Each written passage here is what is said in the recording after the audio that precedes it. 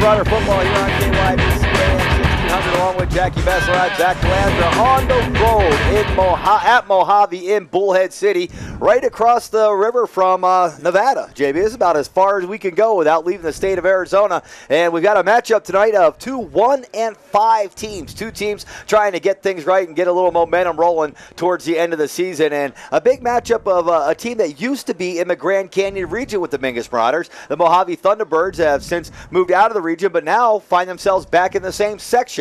Kind of funny how things have turned here in the last couple of years, JB. A lot of old familiar faces back in our section. It is. It's the big red M on the road to the big green M with Mohave, and absolutely about a 4-hour drive to get up here. Glad we could do it for you. If you are still at home, still looking for dinner, don't forget the Vinny's Marauder Special, just $20. You've got the pizza, you got 4 drinks, you've got the knots to go along with it, just $20. Available all week. Vinny's New York Chef Pizzeria, of course, their new location, 89A, the Bypass, and right there at the corner of 6th Street. Easy to find them on the Clemenceau building, the new home for Vinny's Pizza. Well, Jackie, on the road here today at Mohave and Bullhead City. The Mingus Marauders coming off a game last week, a homecoming game against the Flagstaff Eagles, the arch rival from up in Flagstaff, and a game that the Marauders a couple years ago went up to Flagstaff as their homecoming game and won 55-0. We were hoping they weren't going to turn the tables on us like that, and they didn't. However, Flagstaff was able to pull out with a victory, 24-14 over Mingus last Friday night. Well, Mingus was still in the game, especially at halftime. In fact, leading by a score of 8-7 at halftime, and unfortunately end up losing the game by a score of 24-14. And things got a little bit away from the Mingus Marauders. Now, Karen stepped in as the quarterback for homecoming. Navarez was still out. We are told that Navarez is back for this game against Mohave. However, Karen, decent job, 100 yards passing the ball, and Mingus really only ended up with 91 rushing yards in the game, which is their lowest total for the season. Flagstaff had no respect for the Mingus Marauders and basically run blitzed and pass blitzed all game long. Mingus had a little bit of trouble getting the ball to move. Defensively, I think the Marauders played a pretty decent game, though. They always play great defensively. The Marauders obviously missed Brennan Kitchen last week, and they won't have him the rest of the season. Dual threat, catching the ball, a triple threat, running the ball, and also as a return man. So the Marauders, they'll miss Kitchen. Last week was the first week they played with Adam. Now they've had an extra week of practice. Let's see if they can get some of their younger guys to step up and fill that role a little bit and get those rushing yards back that they're missing. All right, fans, let's take a quick break right here. We'll get a word from our sponsors, and we'll be back to Bullhead City, Mohave High School after this. Digitel, a Verizon premium wireless retailer. Come in today for the latest from America's largest and most reliable wireless network, including nationwide unlimited talk from Motorola, LG, Samsung, Apple, and HTC. Find Digitel, your Verizon premium wireless retailer, in the Flagstaff Mall, in Cottonwood at 960 South Main Street, in Payson at 401 North Beeline Highway, and in Prescott with locations in the Prescott Gateway Mall, Willow Crossroads, and the shops at Prescott Gateway. Would you rather recycle like this or like this? Clean Recycling processes over 95% of the materials collected as opposed to under 20% with other processes. Just add a recycling container and your recycling materials end up recycled instead of in the landfill. Just one of the many reasons Taylor Waste has been voted #1 for the past 8 years in a row. Hi, I'm Chris Taylor, owner of Taylor Waste. We're proud to serve our friends and neighbors with service tailored to your needs. Hi, I'm John Andretti for Window World, America's largest replacement window company. Made in the USA. That's a powerful statement. It's also our story. Window World was born here, and the products we sell and install are made here. Our stores are locally owned, so your money goes to work here in our community. We think that making American homes more energy efficient goes hand in hand with protecting American jobs. Window World, American made, American owned. Visit the new location at 101 Air Park Road in Cottonwood. Call 649-9111, ROC number 286642. Remember when you were younger and your parents said, "Don't make a mess." And remember comments like, "Pipe down." River. Now it's time to find your own voice. Don't bounce the ball in the house. Strike out on your own. Remember the rules, but don't be afraid to take chances. Explore your sense of wonder. Feed your curiosity. Yavapai College. Life explored.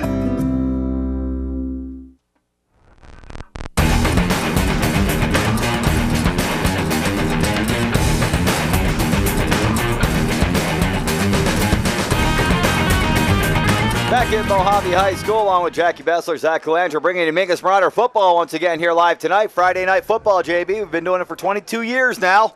Haven't missed one yet, and we're here on the road again tonight, 3.5 hours away in Mohave. Another homecoming game, our 4th homecoming game in a row.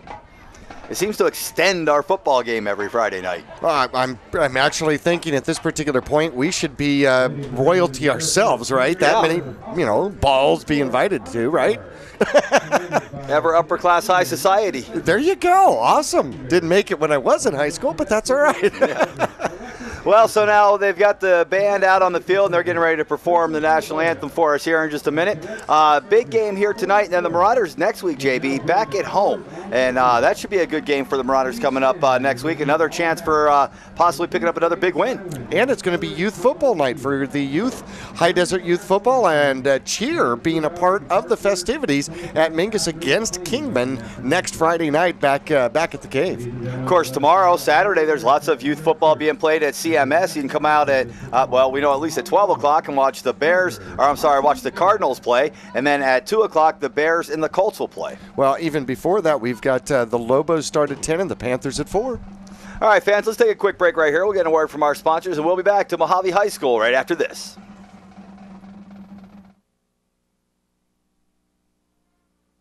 Your local Taco Bell invites you to Live Moss. There are now 3 varieties of Doritos Locos Tacos at Taco Bell. Nacho Cheese, Cool Ranch, and the new Fiery Doritos Locos Taco. Convenient hours, drive-through, and open late every night. Visit your local Taco Bell, located on the corner of Highway 89A and Cove Parkway in Cottonwood.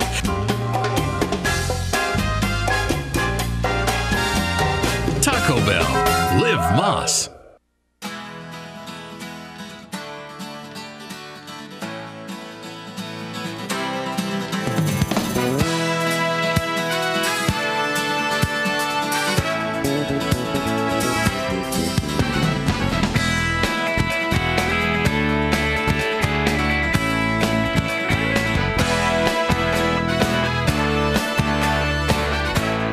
Our whole team is here to help you get the most out of each workout here at the Cottonwood Recreation Center. Reese's Tire and Automotive Tire Pros give you more miles for your money. Locally owned and grown, Reese's Tire and Automotive Tire Pros will beat any competitor. Bring your best deal and they'll beat it on price, total service, tire quality, and arguably the best nationwide warranty. For 24 months or 24,000 miles and available at 30,000 locations coast to coast. Get more miles for your money every day from your hometown team, Reese's Tire and Automotive Tire Pros. The Victory Red Tag Model Year End event. We're clearing out the last of our 2013 bikes. Now's the time to jump on our best deals on the best bikes on the planet. Get up to $2,000 in rebates, 0.99% financing, and a 5-year powertrain warranty. Get one while you still can. Visit Cottonwood Motorsports at Route 260 and Western Drive.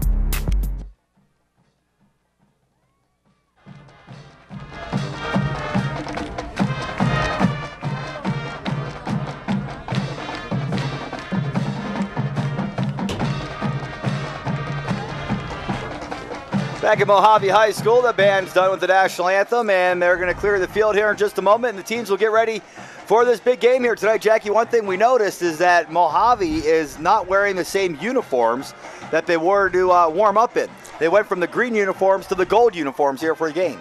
Well, either that or, they just bleached them on the way in or something like that. I mean, they were in there long enough to throw a few in the washer, right?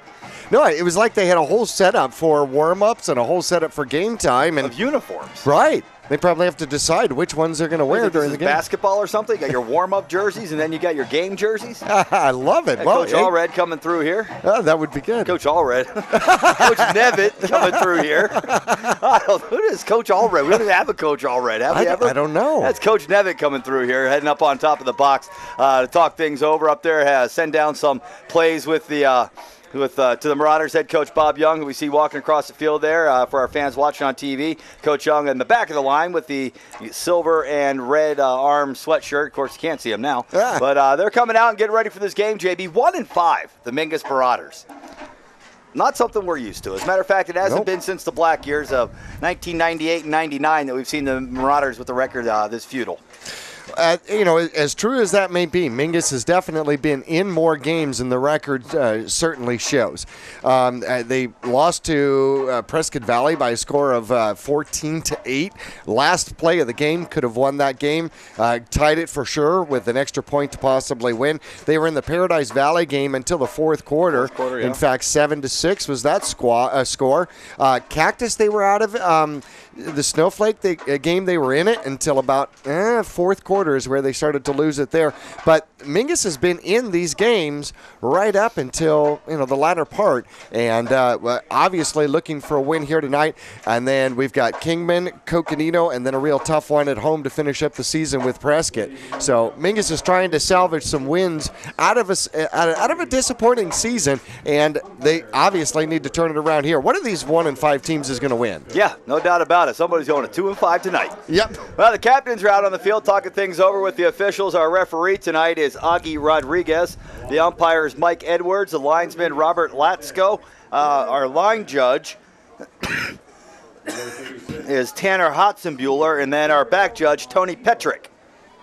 Tony Petrick, JB, is the guy that brought up our card, long-time official in the AIA and also in the junior college ACCAC basketball, and told us that he might only have a couple years left. He's wondering when Yavapai is going to get their program back, because he's only got a couple years left. He says he's getting too old to be running around with the 25-year-olds out there.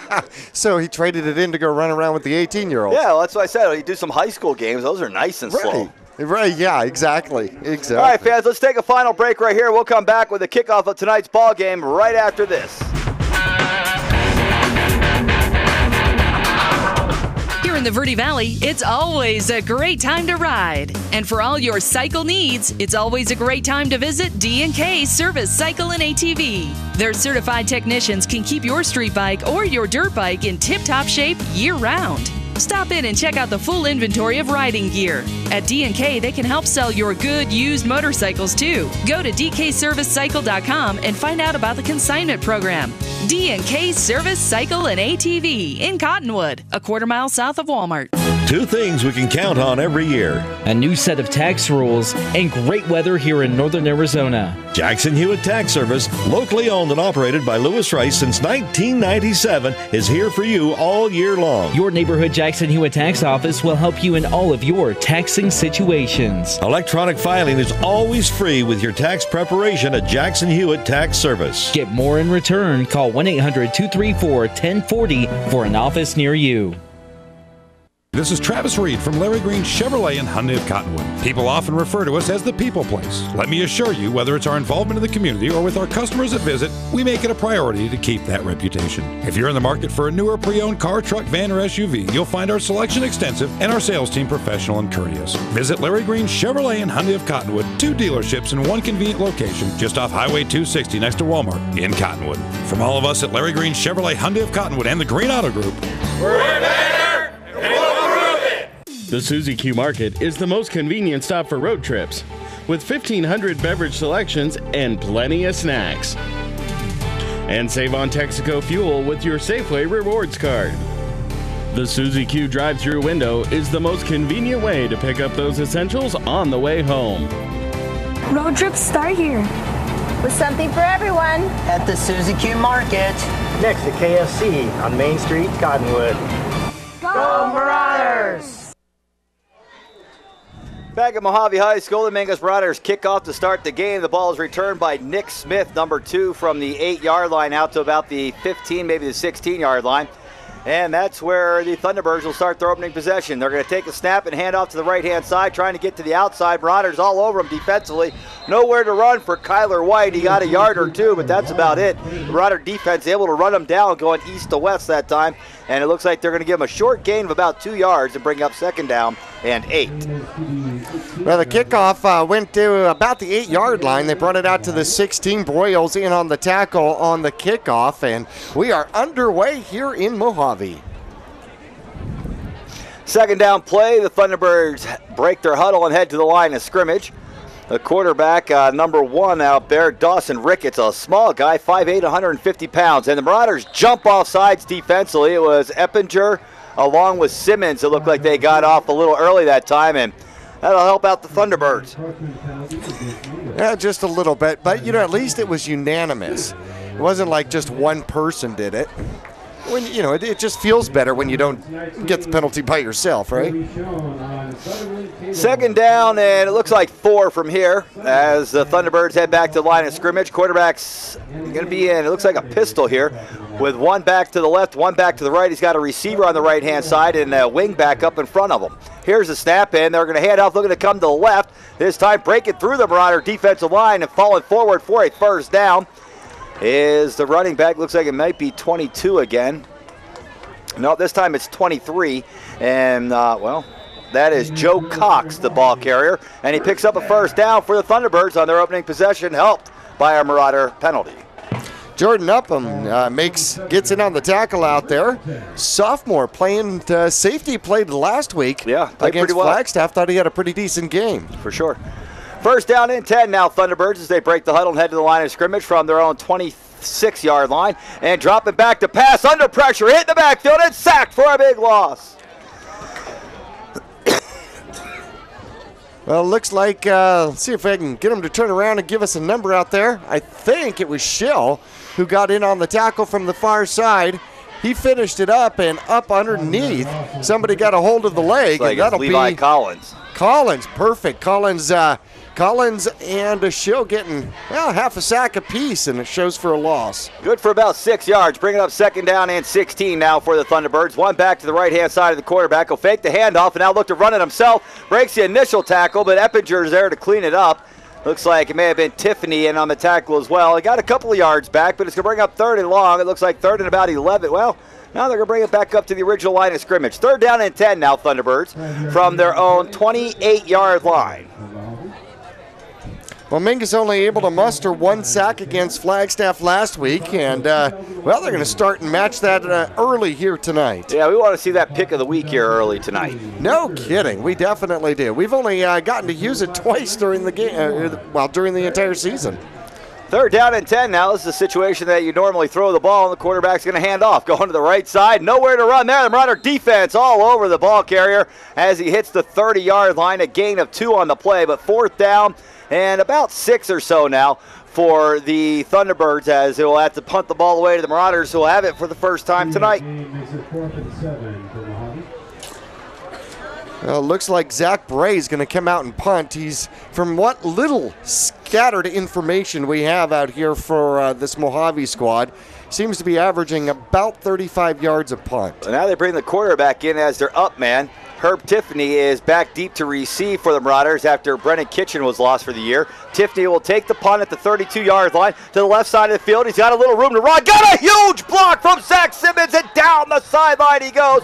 Man, Simmons with a decleater that time as he knocked number 26, Chance Barton, for a loop. And the return by Tiffany out across midfield, and the Marauders will have it first down and 10 from the Thunderbird 43.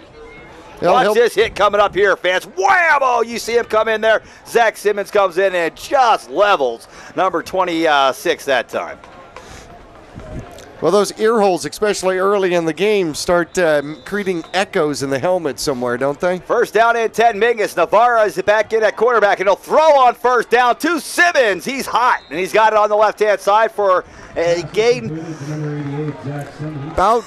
Looks like about 4 yards now. They're only going to give him about 3 yards. To the 40-yard line, where it will be second down and about 7 for the Marauders as they head back to the line of scrimmage. Navarez set under center now with a wing in motion, and we've got a flag. Coming in from the far side of the field in front of the Marauders bench, it was the head linesman that time that calls the flag, and it looks like they're going to have an encroachment on the defense. That'll help the Marauders out. Makes it second down and short now, second and about 3. Well, that's fair. 1 5-yarder for 1 5-yarder. Yeah, both on the defense. Second down and short now for the Marauders. Navarez drops back into the shotgun. Quick pass, left-hand side. He's got a man. It looks like it's Helsel. He'll shed the initial contact and be able to move forward with the ball enough to pick up a first down. Looks like not by much, but Helsel, with a good second effort, is able to pick up the first down. The Marauders now have something going. First down and 10, Mingus at the 33-yard line of Mohave here on their opening drive. Wow, how about that? We haven't seen Mingus run the ball yet. First down and 10. And they'll run it this time. It's going to be a keeper by Navarez, and he just did get tripped up that time as he crossed the line of scrimmage. It was 23, Joe Cox, that came up with the tackle, but not before Navarez picked up a good gain all the way down to the 26-yard line, bringing up second down and a long 3. They did a great job of getting airborne at the end of that to pick up probably another 2 yards. Here come the Marauders on the march. Second down and 3. They've got Simmons split wide to the left-hand side. Looks like it's the freshman Galloway on the right. The pass to Galloway is caught. He's down at the 20-yard line. He bobbled it a couple of times, played the tip drill to himself, but was able to get control and go down with it. Well, another first down for Mingus. They picked up a couple on this opening drive, and now the opening drive of the game has not been a problem for the Marauders as of late, JB. It's what happens after that. No, it's been the opening drive and the final drive, and everything in between's been relatively stagnant, at least the pattern over the last 3 games. First down and 10 now from the 20-yard line. Handoff up the middle to Hanks. Hanks with a hole, and he's down to the 10 and near a first down. It'll depend on the spot. First run or second run of the game. First one by a running back, and it's good for about 10 yards, and it is 10, right on the 10-yard line where it is now. First down and goal, Marauders. See Hanks just with the handoff and right through that hole there on the left-hand side and straight up the field. Didn't waste any time, JB. Hit that hole quick and ran. Well, Hanks at 400 yards this deep in the season, trying to get a stellar game to get his stats back in line. Here's a snap. Navarez throwing over the middle. He's got a man, Karen, but he dropped it as he was hit at the 2, and it falls incomplete. Oh man, I thought he held on to it. He got hit as soon as the ball got there, no doubts about it. Second down and goal from the 10-yard line as the Marauders head back to the line of scrimmage. Galloway on the right. It's Simmons on the left. One back in the backfield behind Navarez from the gun. And they're going to hand off to him. No, Navarez is going to keep it on the option. Navarez trying to run, and now he does pitch. I think it was forward, though. No flag. Yeah, there is a flag. He threw that pitch forward. Only forward by about a half a yard, but just enough that it ended up being that forward pass. Well, we're not the only ones that saw that. Up. He was running the option, and at the last minute, he should have optioned before he got to where he did pitch, and he waited too long and threw the pitch forward. Well, he thought he could get around the defense. It proved to be just a little bit too fast for him. Got a hold of him, and that was kind of the desperate pitch. Zach Bray is explaining to his teammates, as you see on Channel 2, what happened. It was the underhanded pitch. So they'll move the ball 5 yards. It will remain second down, but it's second and goal now from the 15-yard line, just inside the 15. They got it marked actually at the 14. Oh, and it's a loss of down. So it brings up third down. Third and goal now for the Marauders. Man in motion. Navarez takes a snap, rolling right, throwing right. He's got a man on the right. It's Helsel over his head and unable to come up with the catch. Not sure he was going anywhere had he caught it, JB. Well, certainly not to the end zone. He was going to the sideline, without a doubt. Might have brought up like a 4th and 6 from the 6-yard line or something along those lines. Now you got a question. On 4th down, you going for it? Or no, they're going to kick the field goal. Ah. Bringing out Jacobo. Navarez, the quarterback, is the holder. Jacobo set up for a 32-yard field goal attempt. There's a snap, good hold. The kick is up. It's plenty high. And it's good. Jair Jacobo with the first score of the game, a field goal. With 5:34 left to go in the opening quarter, Jacobo connects from 32 yards out. We'll be back to Mohave High School with the Marauder kickoff coming up after this.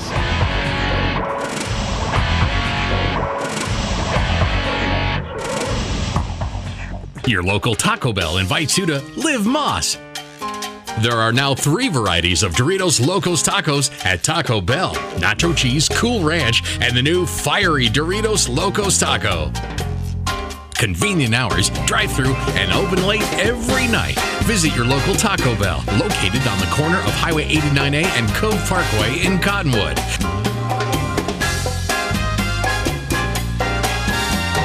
Taco Bell. Live Moss.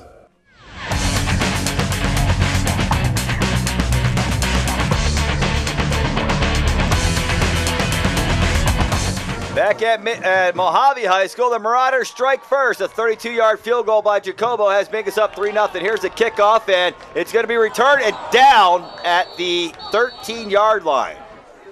That was a turf tackle. Just lost his footing right out from underneath him, and Mingus will take advantage and trap the Thunderbirds deep yet again. Their second drive. Yeah, well, this is where Mingus would like to keep them. And that's just what they did the first time they had it. They kept them pinned deep.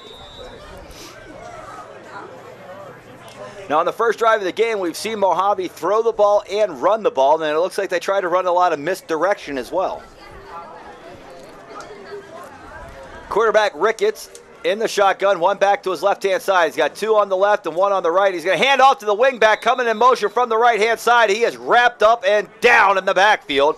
A loss of a yard or 2 on the play, and it'll bring up second down and a long 11 here for Mohave. Well, taking a look at some of the stats here as we go through the season, there aren't a lot of stats here for Mohave. However, so far this season, they've scored 84 points and given up 217. They give up 36 points a game and only score an average of 14. Their only win coming over Cocoa, a 12-0 victory, 3rd game of the season. Same formation here. Here's the snap. Quarterback fakes a handout, drops back to throw. He's crushed as he throws the ball, and the pass is incomplete towards the near sideline.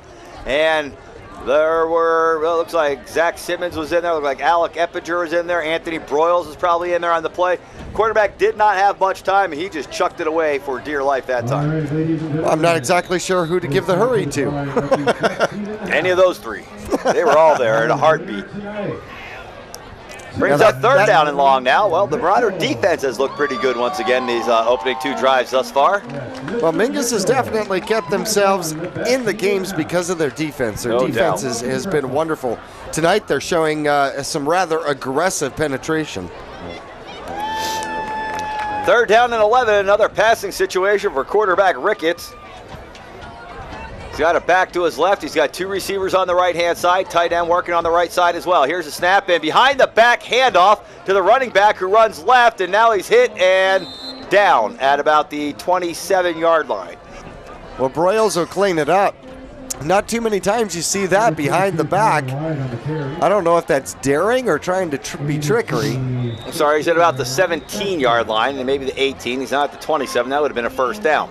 It is now 4th down and about 5 for Mohave as they will look to punt the ball away. Now, last time they did this, we saw a good return by Herb Tiffany to set the Marauders up with good field position. And now the punt is blocked by Dakota Hanks, who scoops it up and takes it to the house. Dakota Hanks with the block punt, the recovery, and the return for a touchdown. The Marauders lead 9-0 with 4:04 left to go here in the opening quarter of play. And here comes JJ to attempt the extra point. Well, interesting. That'll be fantastic. That's the first block punt that we have seen so far this season, and it turns into points.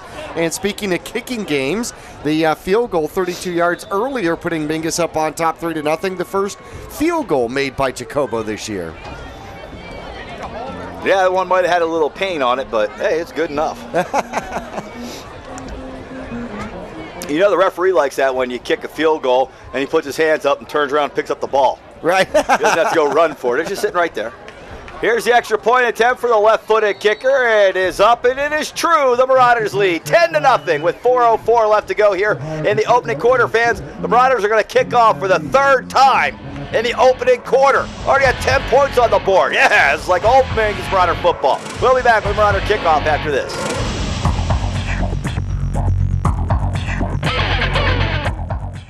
It's time for the year's best deals on the industry's best-selling machines during the Polaris Factory Authorized Clearance. Rebates up to $1,000 and financing as low as 2.99% on machines built to tackle your off-road passions. Hurry to your Polaris dealer today. Deals this good won't last long. Huge rebates and incredible financing going on now during the Polaris Factory Authorized Clearance. Visit Cottonwood Motorsports at Route 260 and Western Drive.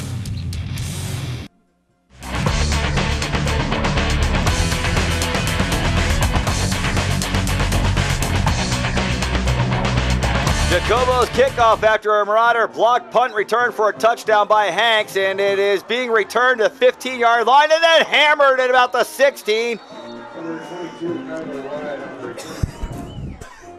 And down right there. That's where they'll start line of scrimmage. 3 drives now for the Thunderbirds, JB, and they've all been around the 15-yard line. I noticed that Jacobo earlier in the season kept putting the ball in the end zone. He had touchback after touchback, and now he's trying to kick it somewhere inside the 5. We know he's got plenty of leg to put it in the end zone. And he's definitely, you're right, he's getting height on it without a doubt. Mingus has had the Thunderbirds trapped in their own red zone to start every drive. First down and 10 now, Thunderbirds. Ricketts will take the snap, fake the pass, and hand off going to the right-hand side. The Marauders not fooled at all by this Thunderbird offense. They're just eating them up play after play after play. Number 22, Kyler White with the carry that time, and he'll lose about 5 yards, it looks like, and he'll bring up second down and 15. Well, he might have lost one if he kept going forward. However, he stopped and went backward, which is never a good idea. No. Especially when you start running like 10 yards back behind the line of scrimmage to try to get to the other side of the field where you don't think anybody is. You know, and you watch the NFL, and even the NFL runners sometimes do that, and you wonder how they get away with that. Well, they've got a lot of zeros after their paycheck there, JB. Those guys get paid to play. These guys play because it's fun. Right. Here's a handoff and a run. Again, it's White. Not much room to run again. However, he does pick up what he lost on the last carry, plus a yard, maybe 2. Brings up third down and about 8, we'll call it here, for the Thunderbirds, who have just been in the shadow of their goalpost this entire first quarter. Well, Schill came in on the tackle. Schill, of course, out a game earlier this season, and in fact, we'll kind of, as we move along here in the first quarter, kind of get you up to date on the Northern Arizona Rehabilitation and Fitness Injury Report. Third down and 8 now, and awaiting the snap. They're going to run it to the left. It was a fake run to the right, and then a pitch to a wingback coming from the right to the left, and slipped up and fell that time, Daniel Hernandez. It's a couple times that we've seen these Thunderbirds slip and go down without contact. It must be the pink socks. Oh, no. No, it's not the pink socks. We like those. Okay, no. Not that I would ever wear them, but we like those for what they represent, JB. Yes, no, they're definitely for what they represent. Here's the punt, and it's an ugly one. However, it does take a good Mohave bounce, which will get the ball out to about the 43-yard line. So the Marauders more than happy to take the ball 1st and 10 at the Mohave 43. Mingus has had tremendous field position this whole game, including the blocked punt for a touchdown. Yep. And Mohave has been, like we said, about their 15-yard line to start 3 drives. Well, it's been kind of difficult for them, and Mingus really hasn't let them out, and they don't have a first down yet. Mingus, of course, their last drive, you're right, they had 1 first down. Mingus had 2 first downs in the air and another one on the ground on their last drive. It was aided by an offsides by Mingus, though. Yeah, that's true.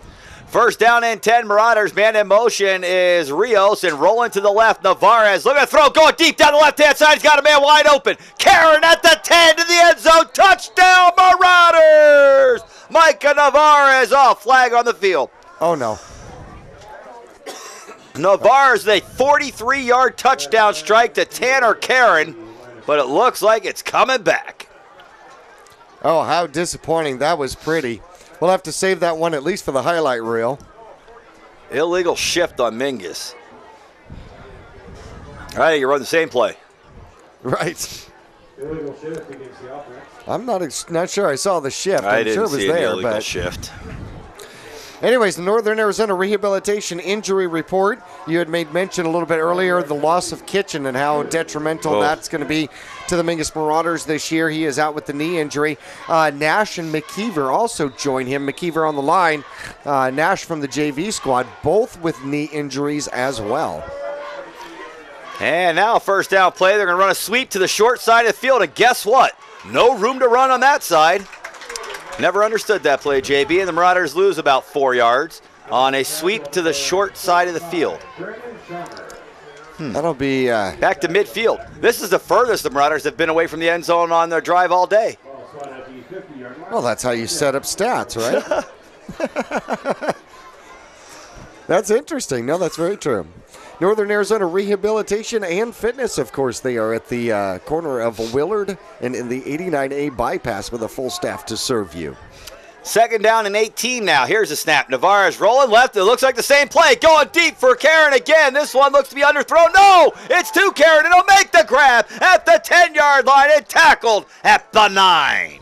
Well, they just went back to the same play just 2 plays later. That one that hung up a little bit, had he been able to throw it over the top, Karen caught it for a touchdown. He had to wait on it a little bit, and the defense was able to get to him, but still a big play on third down, and the Marauders pick up a big first inside the 10-yard line. Karen with the big catch. First and goal, Mingus at the 7. 41 yards on the reception, and just like that, Mingus is back in the red zone. Navarez with a man in motion will hand off to Helsel, coming to the right. Helsel slides in between the defenders and into the end zone, untouched. Touchdown, Marauders! 41 seconds left to go here in the opening quarter. It is 16-0 Mingus with an extra point from Jair Jacobo to follow. 9 yards and the touchdown. I'm going to have to check and see if that is Heisel's first touchdown of the season. It might just be. Navarez, the holder, awaiting the snap. Oh, now we've got Mohave all across the line of scrimmage. In years past, JB, this meant moving it up to the 1 yard line and go for 2. Not sure that shouldn't still mean the same thing. Well, 1 point here, however, makes it a 3-possession game in the first quarter. How about that? The Marauders could be up by 3 possessions in the first quarter, JB.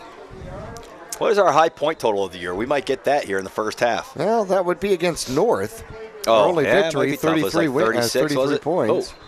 And now we've got another flag and another whistle and another offsides on Mohave. So now they move it down to the goal line.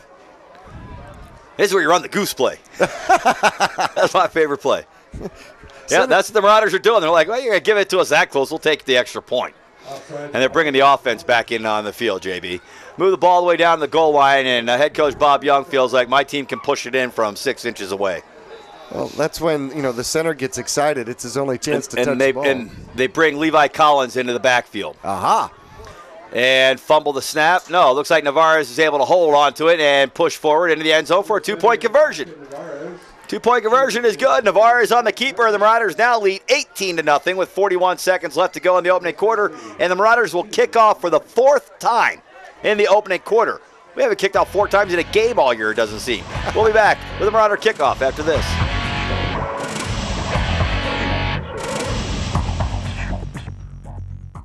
Hi, I'm John Andretti for Window World, America's largest replacement window company.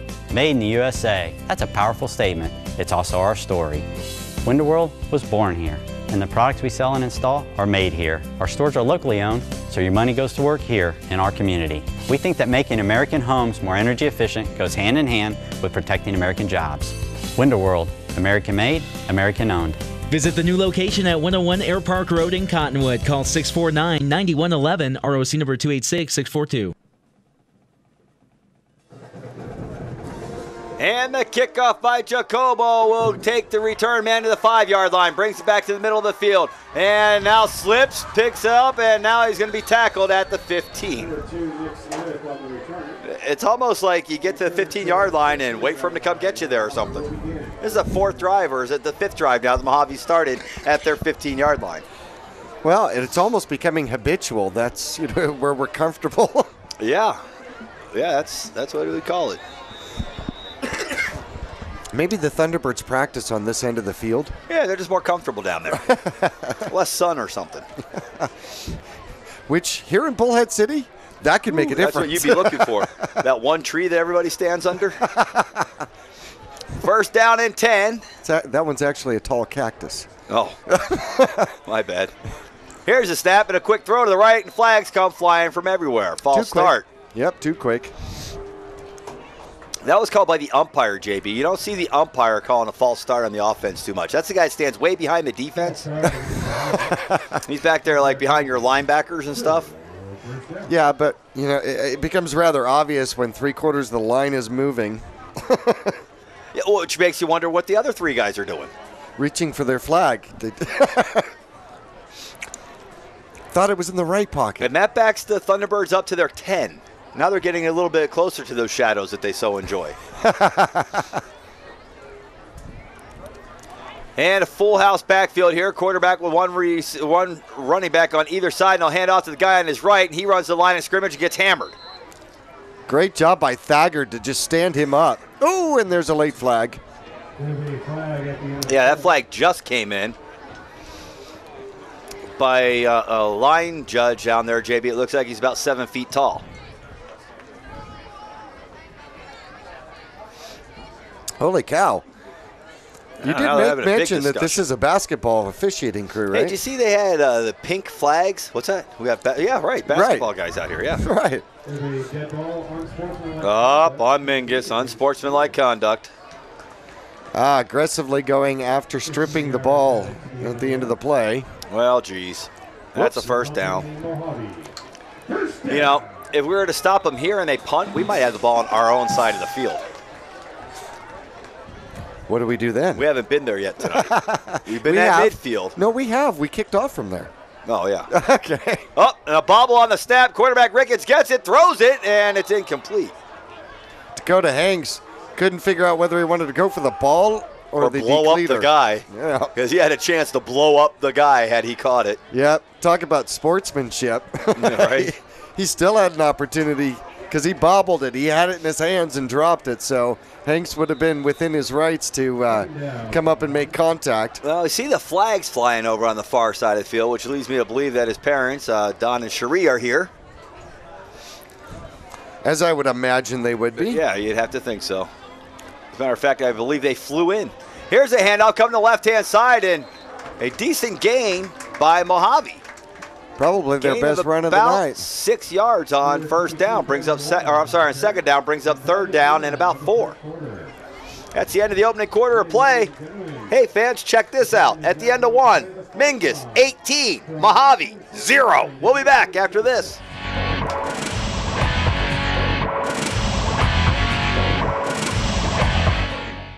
For almost half a century, Verde Valley Guidance Clinic has helped people seeking recovery from mental illness and substance use disorders.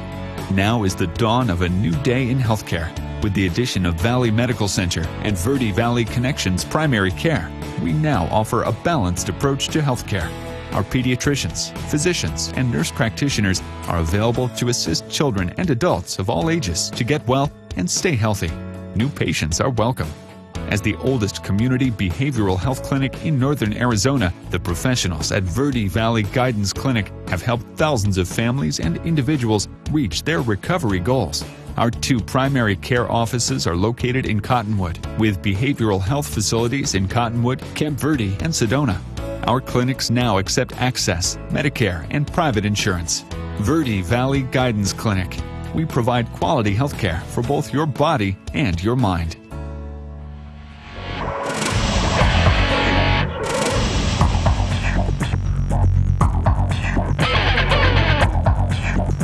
Back at Mohave High School, third down and 4, and the Thunderbirds look to throw the ball to the left-hand side over in front of the Marauder bench, and it's incomplete that time, trying to get it to big old number 89, Zach Bray, 6'1", 200-pound tight end. He's unable to come up with a grab, brings up fourth down now, and the Marauders should get good field position. Well, they threw the ball behind him, and Bray did a great job trying to get his body contorted back to the ball, and now it's going to leave yet another punt return attempt available here for Mingus, and it's going to be Tiffany back out there, yes? Yep. Bray to punt it away. Tiffany waits at his 36-yard line. Here's the punt. It is going to take a Thunderbird bounce, and the Marauders are going to just back away from it, and the Thunderbirds will down it at the 34-yard line. First down and 10, Mingus. Must look like the end zone's a mile away from here. They've got the ball all the way back at their own 34. Well, we brought the good glasses. Hey, by the way, in 2009, these squads matched up, and Mingus was victorious 48-18. Little trip into history here. Mingus had 94 passing yards, 434 rushing yards in that game. Here's the snap. The Marauders do rush the ball. They come to the left-hand side with Rios behind a blocker. Rios trying to get the sideline. He does, and then he finally steps out of bounds at about the 43-yard line. So it'll be a gain of about 8 on the play and bring up second down and 2 now for the Marauders. Now, Rios doesn't get a chance to rush the ball very often for Mingus, so that's a little bit of a treat there for him. In that same game in 2009, Mike Majors had 3 touchdowns. Nick Allred had 2 touchdowns, as well as Aaron Rodgers. And Mingus had a turnover ratio of +3. Second down and 2 now. Marauders looking to run. Now they're going to throw to the right-hand side. Navarez hit. Navarez stays up, and Navarez is down.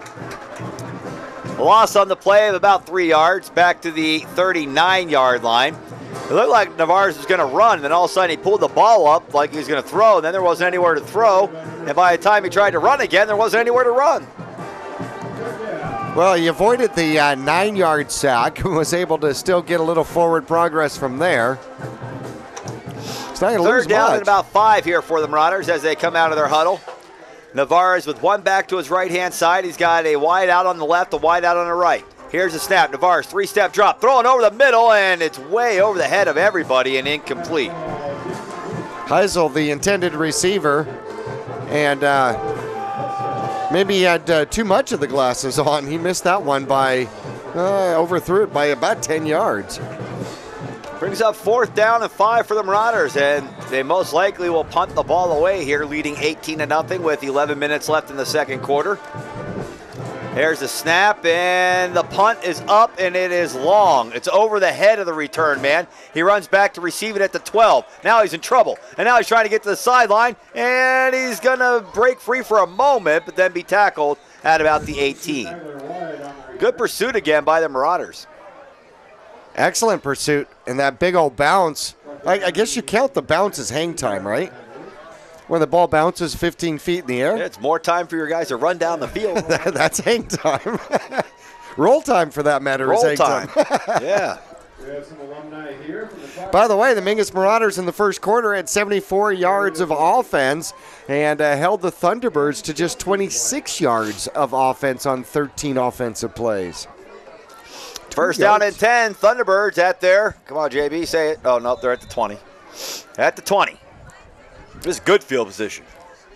Man in motion from left to right, and they're going to hand off to him. And he's hitting the backfield, and he'll keep going forward and finally be tackled at the line of scrimmage. There is a flag on the play. Oh, maybe not. What's that guy walking around with in his hand? Maybe that's just a towel or something. A yellow towel? Yeah, why are you allowed to have a yellow towel? I don't know. Got ripped out of somebody's pocket. Huh. Is that so you can call your own game? Yeah, right. Well, so if you don't think you got as many yards as you need, you drop it and say, hey. So no foul on the play. And the carry is for minimal gain at all. And brings up second down and 10.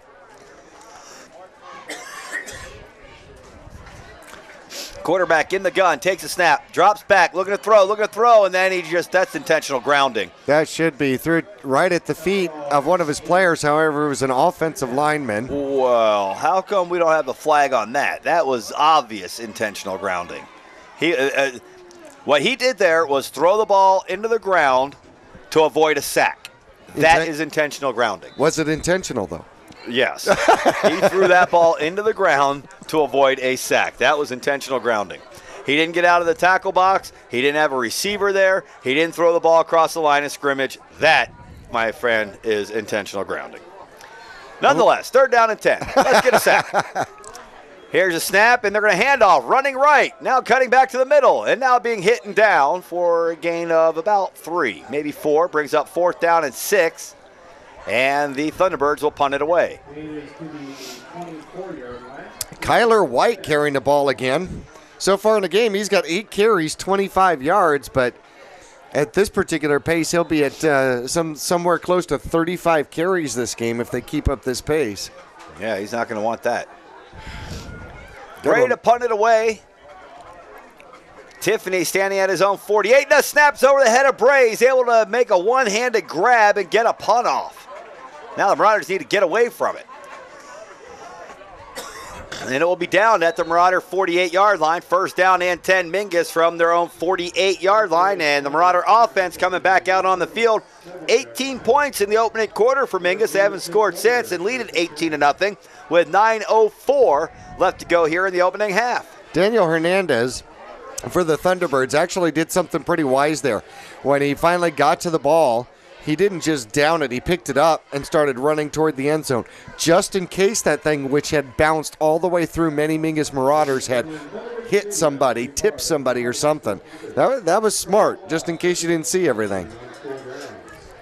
1st down and 10, Mingus. Navarre set under center, and he's going to hand off going up the middle to Collins, and he's got a hole. Collins with a 1st down, and still on the loose down the right sideline he goes. Collins spun around backwards and keeps on chugging down the right sideline inside the 20-yard line, where he'll be tackled around the 12. 1st down and 10, Mingus just outside the 10-yard line. They could pick up a 1st down without scoring. What a big run that time by Levi Collins. Well, he'll pick up 38 yards on that one as he rumbles and stumbles there, and I love how he kept going when he was running backwards, Zach. 1st down and 10, Mingus at the 13-yard line officially. Man in motion from right to left. They're going to hand off to him going to the left-hand side, and in the middle of the field, diving inside the 5-yard line, Jesse Rios with the carry. Down to about the 4, gain of 9 on the play. Brings up 2nd down and 1 here for Mingus. Well, Rios, that's his 2nd carry this game. He doesn't, like I said, that's the first time he's carried the ball. By the way, Heisel, earlier when he scored his touchdown, that was his first touchdown of the season. He had a 2-point conversion, but this was his first 6. 2nd down and 1 now, Marauders with an I formation behind Navarez and a flag. Illegal motion. Once again, the back judge threw the flag. Did you notice that? Yeah, same guy. Throwing the flag for illegal motion. Who's he calling illegal motion on? 4th penalty against the Marauders. Well, the Marauders will have to work for 5 yards further out now as the ball's pushed out around the 10-yard line. They can get a 1st down around the 3. 2nd down and 7 now. Waiting to snap from the gun. Handoff going left, and Collins hit immediately.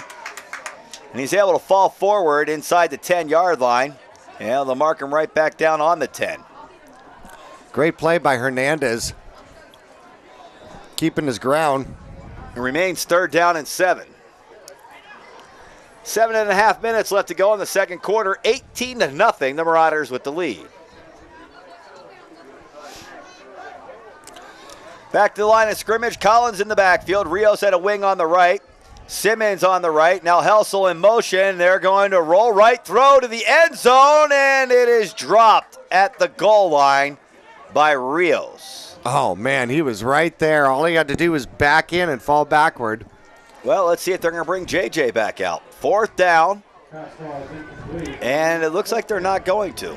Looks like Mingus is going to go for it on 4th down and 7 from the 10. Well, Navarez is 4 for 8. Probably should be at least 6 for 8 in this game with a couple of drops. Simmons split to the left. Galloway to the right. Here's a snap. Navarez looking left. Navarez throwing left to the end zone. Wide open. Touchdown. Zach Simmons in the front of the end zone. 4th down and 7. Simmons gets the score, and the Marauders lead 24-0. Great job by Simmons keeping his feet in the corner of the end zone. Didn't have a lot of room there, and Navarez had all day to throw the ball, and that, I think, has made a huge difference. The offensive line has given him time here tonight. Jacobo in to attempt the extra point. The Marauders lighting up the scoreboard, unlike they have all season long. And here's the extra point attempt, up and good. Jacobo knocks it through. 25-0. The Marauders with the lead. 7:03 left to go in the opening half. We'll be back with the Marauder kickoff coming up after this.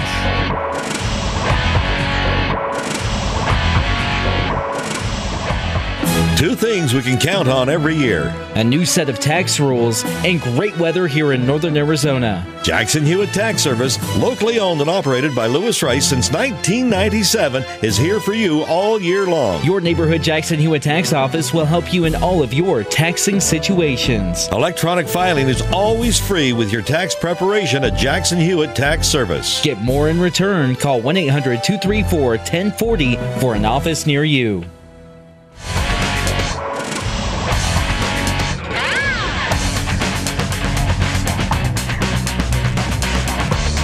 Back at Mohave, 7:03 left in the second quarter of play. The Marauders with 25 points on the board and a shutout intact for the D. Jacobo to kick it away, kicking it the other way for the first time tonight. There it is, a big boom off that left foot. And he'll take the ball carrier, the return man, all the way back to the goal line. Coming out to the right side now, trying to get to the Mohave side of the field, then hammered by 3 Marauders. But he got good field position, well, according to the way the game's played so far in the first half for Mohave. He's out across the 20 to about the 22 or 3 yard line, and it looks like they may even mark him all the way out to 25, which would be tremendous field position for the Thunderbirds so far in this game. Well, so far they've got 31 yards of offense. In 2010, Mingus lit up the Thunderbirds by a score of 40-17. 2 defensive touchdowns, 3 rushing touchdowns, and a receiving touchdown. Mingus with 364 rushing yards in that game. First down and 10 now for the Thunderbirds. Here's a snap, and they're going to hand off, running to the left-hand side. It is to White again, and White is going to be tracked down and tackled after a short gain, maybe 2 on the carry. And it will bring up second down and 8. Their JV squad, by the way, Zach, is 5-0. Love to know what we got to find out what happened with the freshman squad and the JV squad here earlier this week with Mingus and Mohave. I know the freshmen were here at Mohave.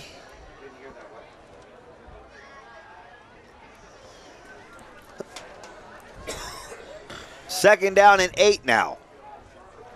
Quarterback Ricketts from the shotgun. One running back to his left-hand side. Drops back, looks to throw over the middle. He's got a man. Catch made at the 35-yard line. It'll be good enough for a first down. Finally tackled at about the 36 or 7. Grab made that time by number 10, it looked like. Thought it was 18. Must have been 18, Harry Stevenson, yep. That was the first reception, first completion for Ricketts here in this game. It was good for a first down. 1st and 10 from their own 37-yard line. Now a run to the right-hand side. And White trying to find some room. Good short-handed tackle by the young Marauder there, Upham, as he comes in from that safety position. The sophomore makes a good one-on-one tackle after a gain of about 5 on first down.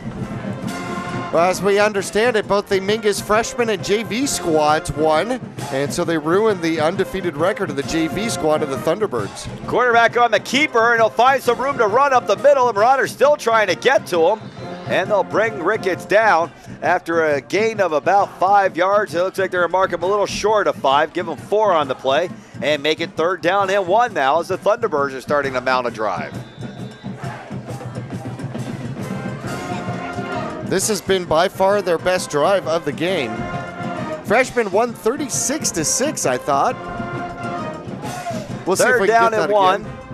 Quarterback Ricketts with 1 running back behind him. Will hand off to the guy behind him, and he gets hit in the backfield by Eppinger, and they won't get the first down. Big play by the Marauder defense. Eppinger just swallowed him up. Big bear hug behind the line of scrimmage, and a loss of 3 on the play. It brings up 4th down and 4 now for the Thunderbirds, all the way back to their own 45. Eppinger just got in absolutely unblocked.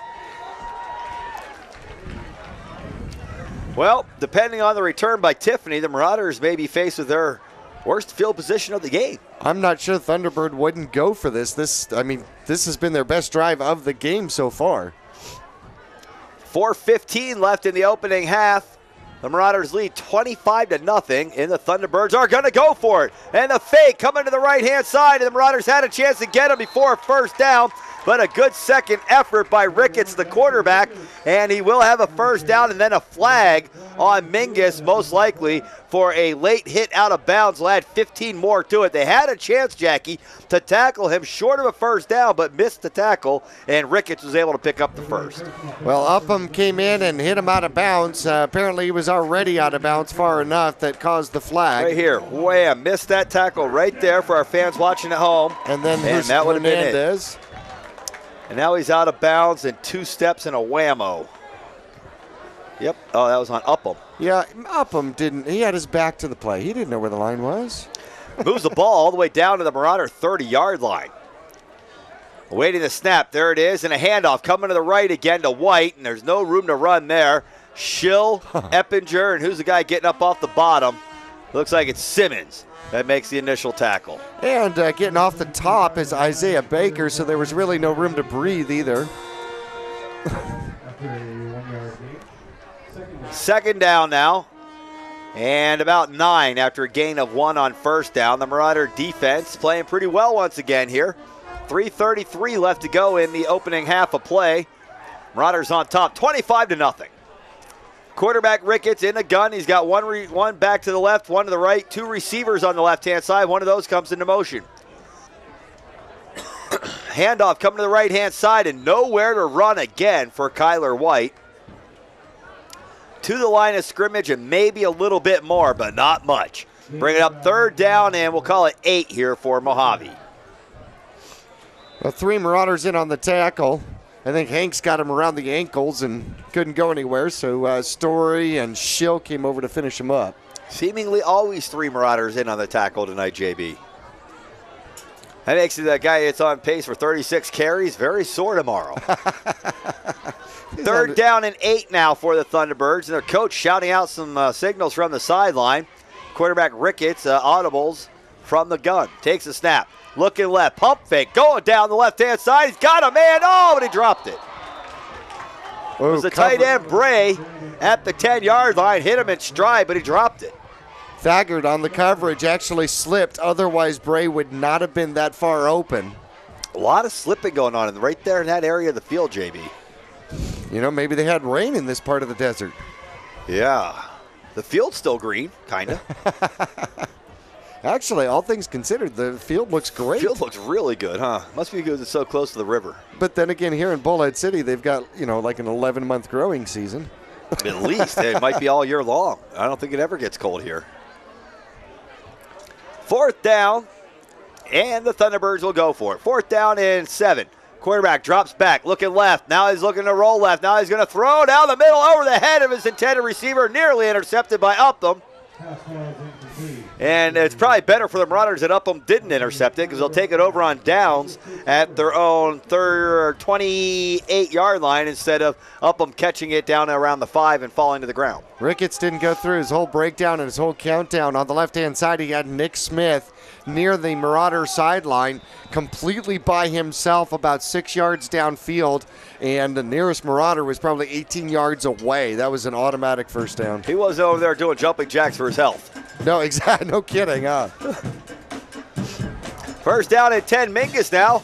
2:23 left to work with here in this opening half. And the lead. Pass to the left-hand side to Karen with a block in front of him. Karen stiff-arm it down the left sideline. And he's out of bounds at about the 43-yard line. Another 13 yards passing the ball, 76 yards in the air for Micah Navarez here tonight in the first half.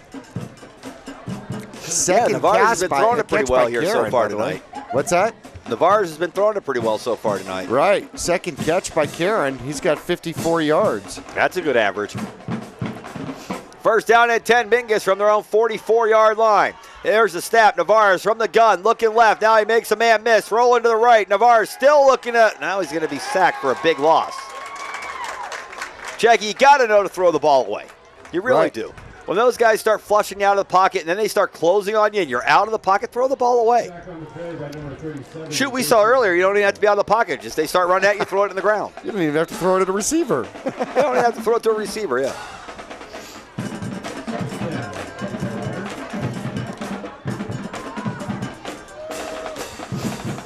Well, big loss, about 9 yards. And it's second down and 19. A handoff up the middle of Collins, and he's getting it back. Collins down the right side. He's got a first down and still chugging down the right sideline. Finally out of bounds around the 35-yard line. Let's see where they mark him. They'll mark him right on the 35. Hey, good eyes. First down and 10. Mingus. Collins with back-to-back huge runs for the Marauders. No, fantastic job for the Marauders. He just wants to know why he can't get the ball a little closer to the end zone when he's picking up this kind of yardage, huh? Well, we got a timeout on the field. 1:36 left to go in the opening half. 25-0. Mingus with the lead and the ball. First and 10 from the Mohave 35. We'll be back after this timeout.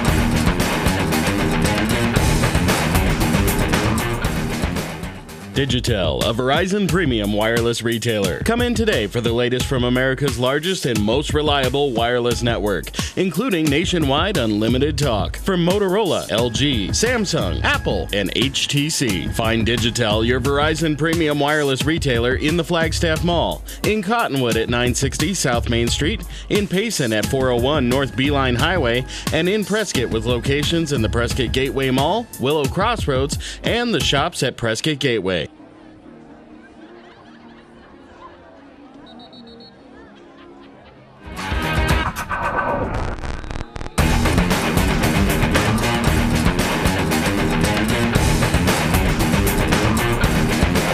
One-yard carry for Levi Collins, and the Marauders have it first down and 10 at the 35-yard line. Navarez rolling to his left, throwing to a wide-open man. Helsel on the left to the 30, to the 25. First down inside the 25 to the 23-yard line. Pass was completed to number 6.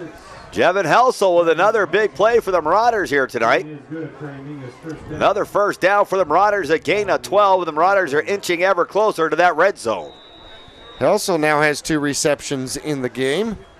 Remember the first game, Navarez had 169 passing yards and then didn't break 100 yards again. Yeah, you should Not get for there a while.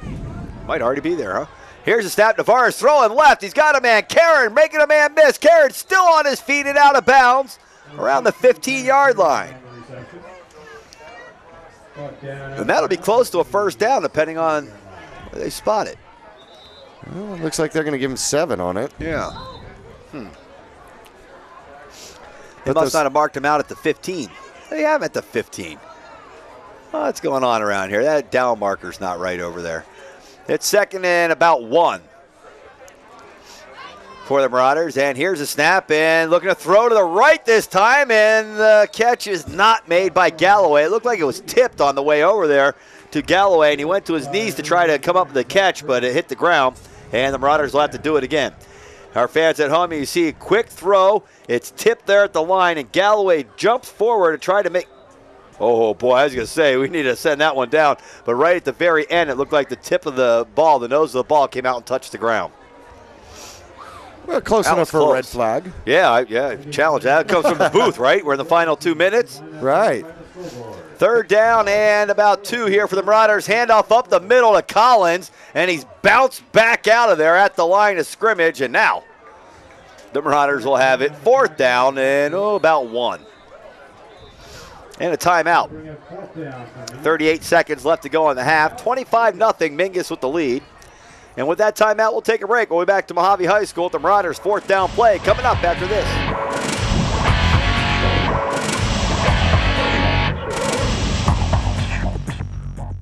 Think back to all those rules you heard growing up. Don't get dirty. You'll always remember those rules. Don't run with scissors. Now, not only can you bend some of those rules, Don't talk to strangers. you can turn them into a career. Keep your hands to yourself. Imagine your possibilities. So when you want to expand your job skills or explore a new career path, don't be afraid to take some chances. Push your boundaries. Trust in your abilities. Yavapai College. Life explored.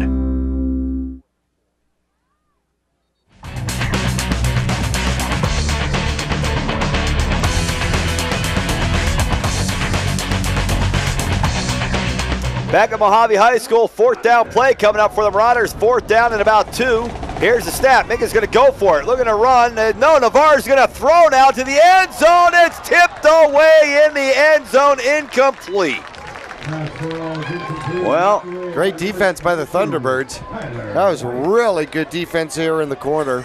Hey, by the way, we got an updated score here for you. Bradshaw and Flagstaff matchup here tonight. Bradshaw leading that one by a score of 7-3. By the way, we did hear the JV squad for the Mingus Marauders won earlier this week. We flashed real quick up on the screen the freshman score. I think 36-6 was that one. And let's see if we've got the JV squad winning 54-0 over the undefeated Mohave squad.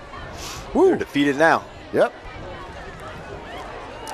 And the Mohave varsity squad has got the ball back. First down and 10. A quick pass intercepted by Broyles. Broyles from the 20 to the right corner of the end zone. Dives for the pylon, and he is knotted down at the goal line. First down and goal, Marauders from the 23-yard line. Anthony Broyles with our pick of the week and almost returned it to the end zone for a touchdown instead. First and goal, Marauders at the 1. Well, hopefully we'll get another one too. Oh, that one was tipped at the line, by the way, and Broyles is the recipient of it and brings it back from about the 15-yard line. Good block from Simmons.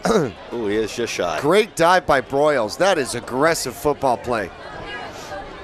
All right, well, here come the Marauders looking to add one on here, going into the locker room. 23 seconds left to go until halftime. And Alvarez set under center. Looks like he's got Collins behind him. Alvarez is going to keep it himself, and he's in. Touchdown! Well, Navarez will go in from about 1.5 yards out, set up by the 15-yard return by Broyles, and the interception, his first of the year. 31-0. Mingus with the lead with 19 seconds left to go here in this opening half, and Navarez to hold for the extra point by the left-footed kicker, Jair Jacobo. Good snap, good hold. Kick is up and looks wide right, and it is no good wide right. 31-0. The Marauders with the lead. 19 seconds left to go in the half. We'll be back with the Marauder kickoff coming up after this.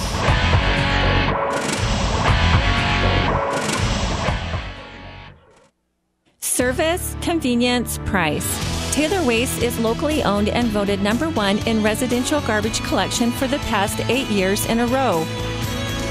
And right now, new customers will enjoy 2 months free service with your switch to Taylor Waste. Add an extra container and take part in Taylor Waste's popular clean recycling program as well. Hi, I'm Chris Taylor, owner of Taylor Waste. We're proud to serve our friends and neighbors with service tailored to your needs.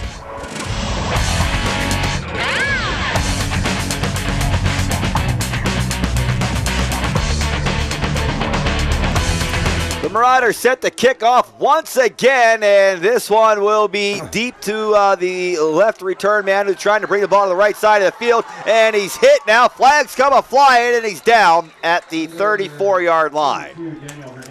That one's most likely going to back him up a little bit, JB. Most likely so. The way that one was thrown, the flag at the 30, just past the 30-yard line. That should put him right around the 15 or 16-yard line with the ball. Now, if I were Mohave, I would come out and run this ball up the middle or take a knee.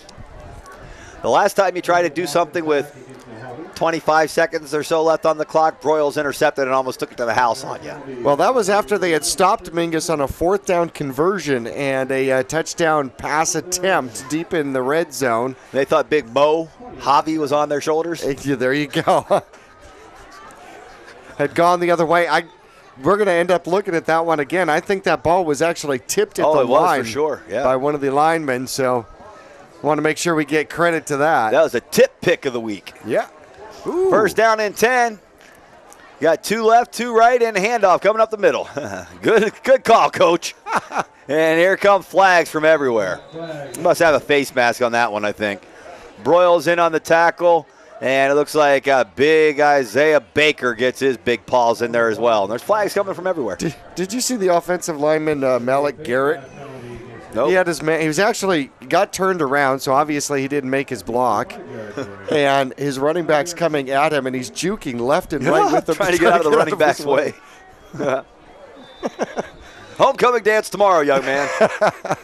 He's practicing his moves at night early. But that's a dead giveaway. You missed your block. Yeah, when you're turned backwards and dancing, yeah, You didn't do good. 3 seconds left in the half. Thunderbirds want to talk it over. It's first down and about 4 for Mohave. We'll be back after the Mohave timeout.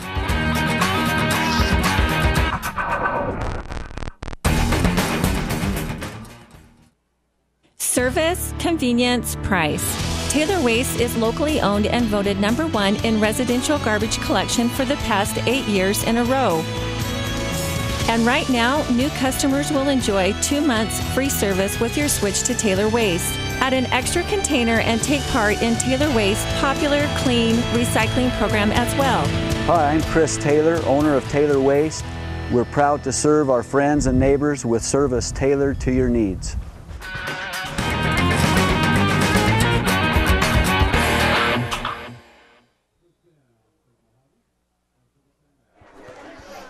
Back at Mohave High School, 3 seconds left in the half. The Marauders up 31-0. Here's a snap. And Ricketts is going to throw, and it's incomplete with 3/10 of a second left to go. And this is an official do-over.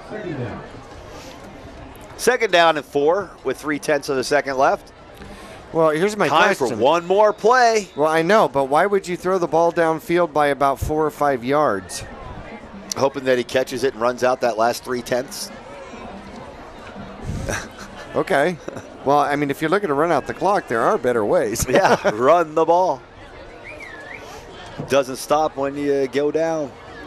Here's the snap and a fumble. The fumble-rooski play. Picked up by the Marauders. Levi Collins has it, and that will end the half. That's a turnover. Marauders get a fumble recovery by Levi Collins. Looked like they were going fumble-rooski, didn't it? Looked like he's trying to place the ball on the ground. Well, the ball was snapped real low, and then it went off of somebody's shin. And that takes us into halftime with the Marauders on top now, 31-0, and Mingus will have the ball to start the second half of play. So what do we, score 2 scores away from a continuous clock, JB? We haven't said that, it seems like, in years. No kidding, especially on homecoming, our 4th homecoming in a row. Yeah, oh boy, we're tired of these. All right, fans, well, we will be back with the homecoming halftime. Have you heard that before? We'll be back to Mohave High School, 31-0, Mingus here at the half. This is Travis Reed from Larry Green Chevrolet in Hyundai of Cottonwood. People often refer to us as the people place. Let me assure you, whether it's our involvement in the community or with our customers that visit, we make it a priority to keep that reputation. If you're in the market for a newer pre-owned car, truck, van, or SUV, you'll find our selection extensive and our sales team professional and courteous. Visit Larry Green Chevrolet in Hyundai of Cottonwood, 2 dealerships in 1 convenient location just off Highway 260 next to Walmart in Cottonwood. From all of us at Larry Green Chevrolet Hyundai of Cottonwood and the Green Auto Group, we're better, and we'll prove it. The Suzy Q Market is the most convenient stop for road trips, with 1,500 beverage selections and plenty of snacks. And save on Texaco fuel with your Safeway Rewards card. The Suzy Q drive-thru window is the most convenient way to pick up those essentials on the way home. Road trips start here. With something for everyone. At the Suzy Q Market. Next to KFC on Main Street, Cottonwood. Go Marauders! Think back to all those rules you heard growing up. Don't get dirty. You'll always remember those rules. Don't run with scissors. Now, not only can you bend some of those rules, Don't talk to strangers. you can turn them into a career. Keep your hands to yourself. Imagine your possibilities. So when you want to expand your job skills or explore a new career path, don't be afraid to take some chances. Push your boundaries. Trust in your abilities. Yavapai College. Life explored. Service, convenience, price. Taylor Waste is locally owned and voted #1 in residential garbage collection for the past 8 years in a row. And right now, new customers will enjoy 2 months free service with your switch to Taylor Waste. Add an extra container and take part in Taylor Waste's popular clean recycling program as well.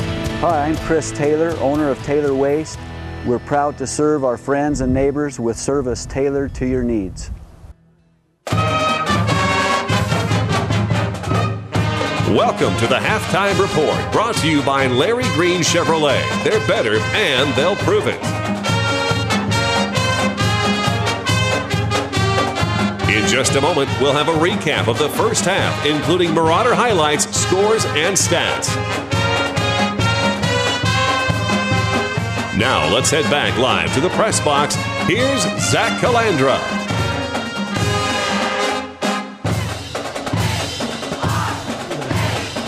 Back at Mohave High School here at the half, the Mingus Marauders with a big lead, 31-0 over the home Thunderbirds here. It's been all Mingus all night.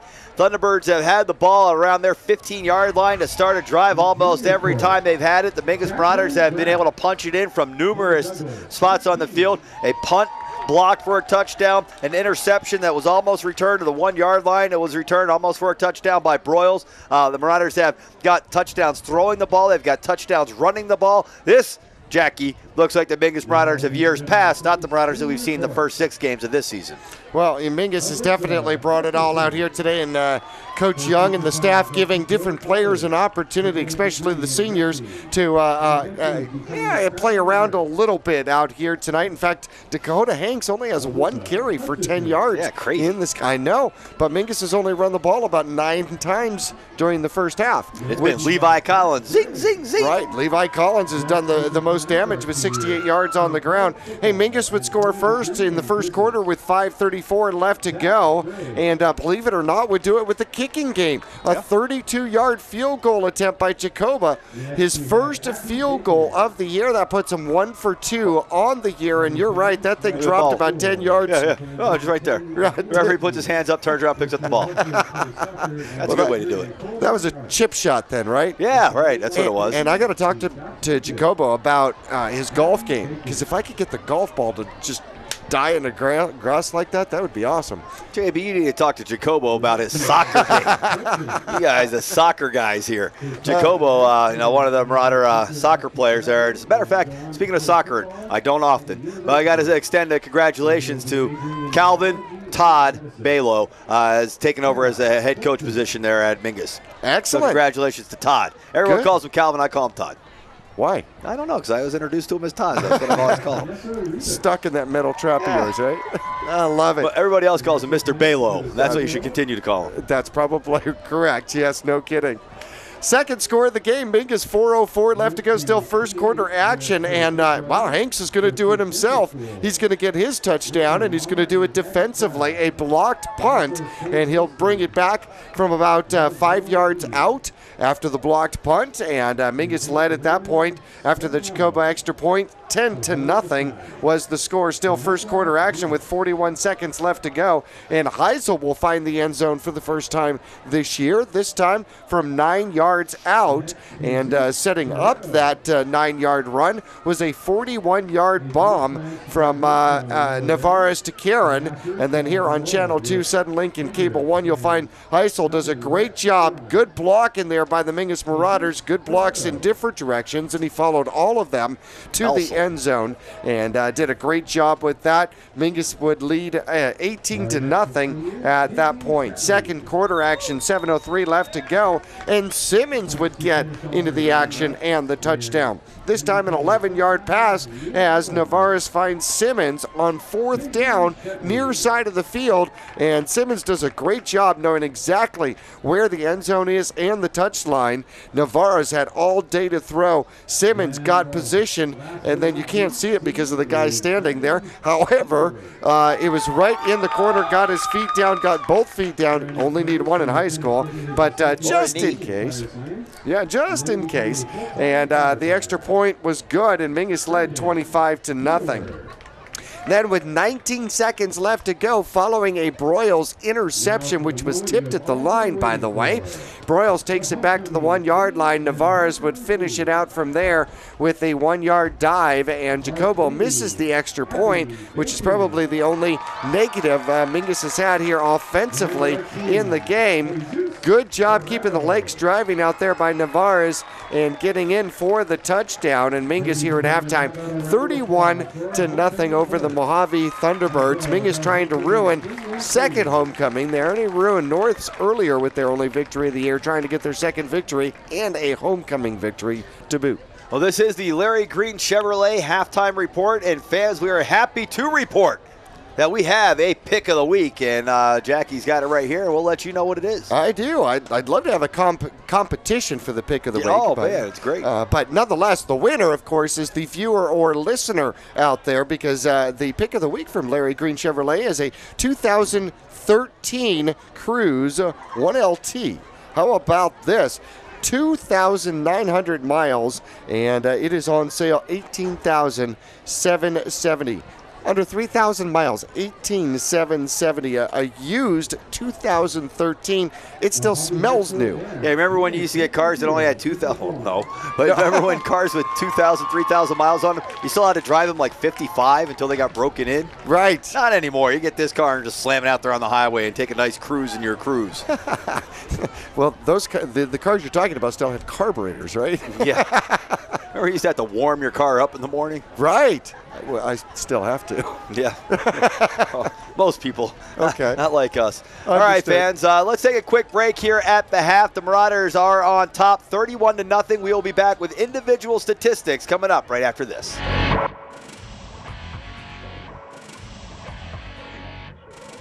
Digitel, a Verizon premium wireless retailer. Come in today for the latest from America's largest and most reliable wireless network, including nationwide unlimited talk from Motorola, LG, Samsung, Apple, and HTC. Find Digitel, your Verizon premium wireless retailer, in the Flagstaff Mall, in Cottonwood at 960 South Main Street, in Payson at 401 North Beeline Highway, and in Prescott with locations in the Prescott Gateway Mall, Willow Crossroads, and the shops at Prescott Gateway. It's time for the year's best deals on the industry's best-selling machines during the Polaris Factory Authorized Clearance. Rebates up to $1,000 and financing as low as 2.99% on machines built to tackle your off-road passions. Hurry to your Polaris dealer today. Deals this good won't last long. Huge rebates and incredible financing going on now during the Polaris Factory Authorized Clearance. Visit Cottonwood Motorsports at Route 260 and Western Drive.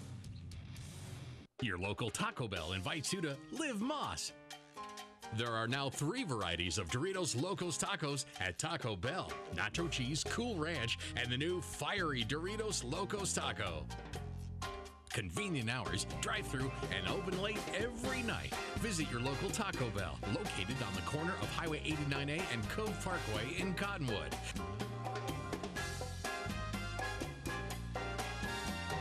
Taco Bell. Live Moss. 2 things we can count on every year: a new set of tax rules and great weather here in northern Arizona. Jackson Hewitt Tax Service, locally owned and operated by Lewis Rice since 1997, is here for you all year long. Your neighborhood Jackson Hewitt Tax Office will help you in all of your taxing situations. Electronic filing is always free with your tax preparation at Jackson Hewitt Tax Service. Get more in return. Call 1-800-234-1040 for an office near you. Hi, I'm John Andretti for Window World, America's largest replacement window company. Made in the USA. That's a powerful statement. It's also our story. Window World was born here, and the products we sell and install are made here. Our stores are locally owned, so your money goes to work here in our community. We think that making American homes more energy efficient goes hand in hand with protecting American jobs. Window World, American made, American owned. Visit the new location at 101 Air Park Road in Cottonwood. Call 649-9111, ROC number 286642.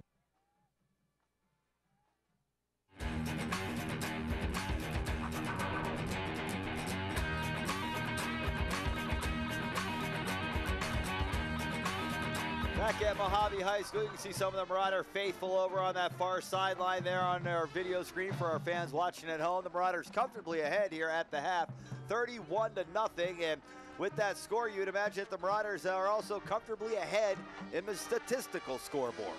Oh, most certainly. Mingus dominated. In fact, only gave up 3 first downs to the Thunderbirds here in the first half, 3 that I can think of, and held the homecoming Thunderbirds to just 61 yards of offense. In fact, if we take a look at some of their stats, Ricketts is 1 for 8, 10 yards, and an interception. So he's only had 2 caught passes, 1 to us, 1 to them.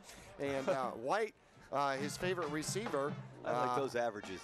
No kidding. How about that? He's got 68 yards rushing the ball out here tonight. 51 yards, or pardon me, no, 68 yards on, well, we'll have to check into that one. 51 yards rushing, 10 yards passing the ball out here tonight for the homecoming squad. In fact, it's 33 yards rushing on 14 carries for Kyler White here in the first half. Now, Mingus has really turned it on, and interesting enough, has done it in the air. Navarez has come out throwing the ball. He's got 96 yards in the air here in the first half. He is 8 for 15, 96 yards, and a touchdown rushing, a touchdown throwing the ball. His throwing rushdown, or touchdown rather, rushdown. How about that? A rushdown. I like that one. A throwing touchdown went to Simmons here in the corner of the end zone. Leading rusher for the Mingus Marauders with 4 carries and 68 yards is going to be Levi Collins, who doesn't rush the ball a lot. Oh, but he might start. But certainly might start. We certainly know that he has the ability to carry the ball. However, Hanks... Still want to know what's up with Hanks. Yeah, only 1 carry. I wonder if they just put him more defensive duty out here today, if that was going to be the case. I don't know. Or we could see the Dakota Hanks show in the second half. Well, and that may be the case as well. Well, Collins, 4 carries, 68 yards out there, and Dakota Hanks only 1 carry. Now, receiving the ball, by the way, we've got several people receiving the ball. Zach Simmons has got 2 receptions for 14 yards. Karen had the 41-yard bomb, a 43-yard bomb before that was called back on a penalty, by the way. That was a touchdown. It was. He's got 3 receptions and 61 yards. Helsel has got 2 receptions and 17 yards out there, as well as Galloway has a reception for 4 yards. So the Mingus Marauders spreading it out across the board here, and lots of stats during the Larry Green halftime report here at Mohave High School. By the way, I want to let all our listeners and viewers know that coming up on Saturday the 19th of October. Not tomorrow, although it could be tomorrow if you're watching real close. Right. Next Friday, right? Larry Green Chevrolet has got a special event going on, a fundraiser with some gymnasts from Flip City who want to go to the Manhattan competition. So they're looking to raise funds. Check this out. How about this? An oil change and a car wash, $14.99 for most vehicles, plus donation. Plus, there's free baked goods and free coffees. $14.99. Oil change and a car wash for $14.99 plus a donation. Correct. You get to decide what the donation is. Pretty sweet deal. Yeah, it's a good deal. Pretty sweet deal. I believe it's 8 to noon. I got to check the specific times on and that. What's that for? That is for the Flip City Gymnastics, the traveling gymnasts that want to go to Manhattan to represent the Verde Valley and the Big Apple. They do. Who wouldn't? Oh, not Kansas. No, not Kansas. No, that's totally different. No, yeah. That one's not as expensive, Manhattan, Kansas. That's a cheap flight. No, Big Apple. Yeah, Big Apple. Not Tiny Apple. Well, that's great for them. Those girls work really hard, JB. You see stuff on them in the paper and reports about them winning competitions, and they must have a very good coach and great training, because these young girls really perform well out of Flip City. They certainly have. In fact, it was funny. They had a fundraiser at a local restaurant where it was tip a gymnast, and it was funny. Tip them over? No, not tip them over. No, tip them as in waiters and waitresses and hosts and hostesses. Anyways, at the end of the night, these young ladies, and they're making the gymnasts. If you're going to earn your way to Manhattan, you're going to earn your way. They were working hard. Some of the young ladies at the end of the night said, "Man, Mom, my feet hurt." Hey, speaking of which, the Mingus girls basketball team will be running the parking lot for the Rhythm and Ribs Festival, which is a way for them to make money for their sport as well. So for all our fans that are going out to the Rhythm and Ribs, come out and make a little extra donation for your parking. That will go right to the Mingus girls basketball program. Perfect. Now, that is Saturday, October 12th. As of this game is tomorrow night. Yep, and that's going to be a great show out there. Rhythm and Ribs, they've got so many. A little country, a little rock and roll, just a little bit of everything going on this year. And more ribs. They've got Kansas City-sponsored barbecue event this year, so they've got all sorts of different ribs. Well, yes, that should be good. It should be fantastic. I remember when Tanner Karen's dad used to win that thing all the time there with the old grill out there in Cornville, but now, like you said, when you start bringing in the Kansas City barbecue, I mean, you're right, there's not going to be just our local people here, which is kind of a bummer, because Hog Wild is another one that's really done a great job with that. Right. But there will be people from all over the country most likely coming here, and Kansas City's got, I mean, that's, if you put an arrow on where the best ribs come from, that's where you'd start, right there in Kansas City. You know what? Sweet Baby Ray's. You know what? I'm going to say, though, I think Hog Wild will hold their own. Yeah, well, you got to root for them. The hometown kids there, huh? Absolutely. making that Chicago-style ribs. That's something totally different. Should be a great time, though. I'll tell you, the Park and Rec in Cottonwood has really done a tremendous job with that Rhythm and Ribs Festival, JB. It gets bigger and better every year. I understand that they've given some of the promotion out to another company that's been able to bring in more acts and more big names. The Thunder Valley Rally last week or 2 weekends ago, Park and Rec was involved with that as well. And man, it was a tremendous experience again. Brought Jacqueline. Anytime you bring a band that plays a chainsaw in their music, I mean, you know you've done something right. That's an old metal band from the 80s. So Cottonwood Parks and Rec's really done a nice job with some local events here around the Cottonwood area. Hey, don't forget fall break coming up, and the Mingus Mountain Wrestling Club is having a preseason camp. It'll be October 14th through the 18th, 9 to 11 a.m., and there's no entry fee. It's completely free, $15 optional for a T-shirt, and of course you can talk to Clint McKean. Coach McKean is going to be running the camp, and it's going to be once again the 14th through the 18th at Mingus Union High School.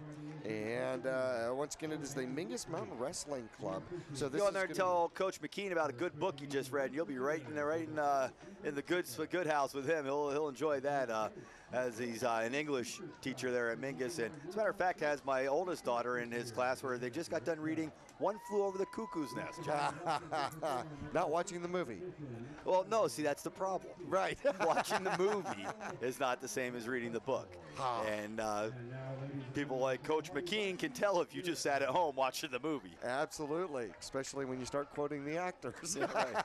And then Jack said, then this big Indian guy picked up the thing and threw it out the window. Right. No, I remember that a little bit. Hey, don't forget, coming up next week, Mingus is back home. Mingus is back at home versus the Kingman Bulldogs, a team we haven't seen in a little while. Man, and it is going to be forever. I know. It's going to be youth football night, so it's going to be High Desert Youth Football Night for football and cheer here at Mingus Union High School. And the teams will have an opportunity to actually be on the sideline with the Mingus Marauders next Friday night back at Mingus. Yeah, and that'll be fun. It's always a great time for the youngsters to come out and look at their peers out there and their heroes out there on the football field. And these guys are huge, man. These are the grown-ups out here. So let's take a break right now as we are winding up halftime. The Mingus Marauders comfortably ahead, 31-0, as Coach Nevitt makes his way through the box here as we get ready for the second half. We'll be back with second half action coming up from Mohave. Marauders on top, 31-0.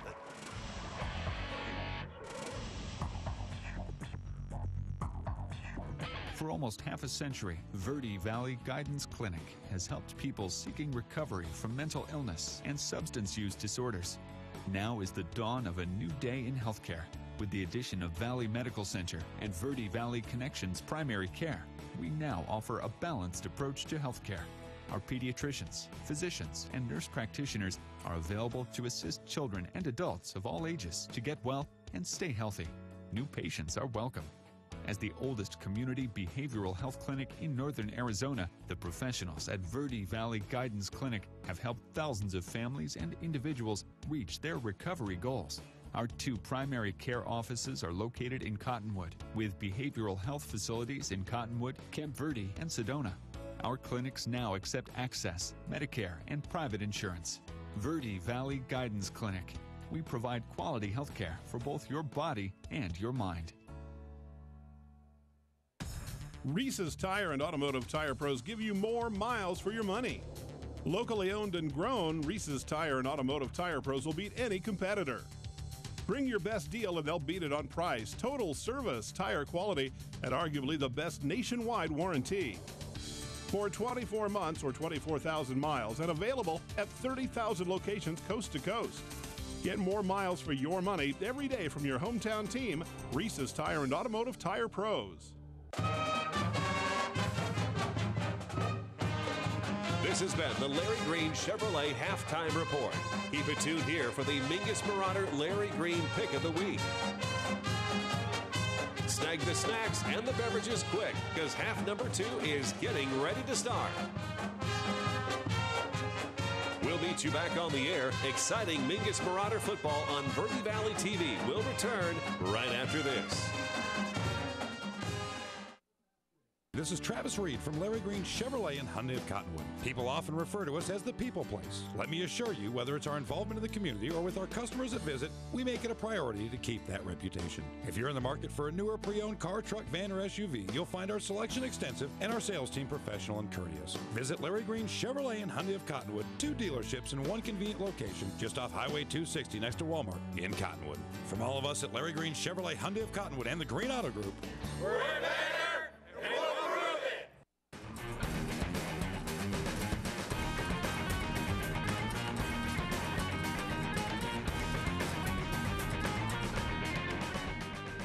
Back at Mohave High School as we get ready to start the second half of play. The Marauders on top 31-0.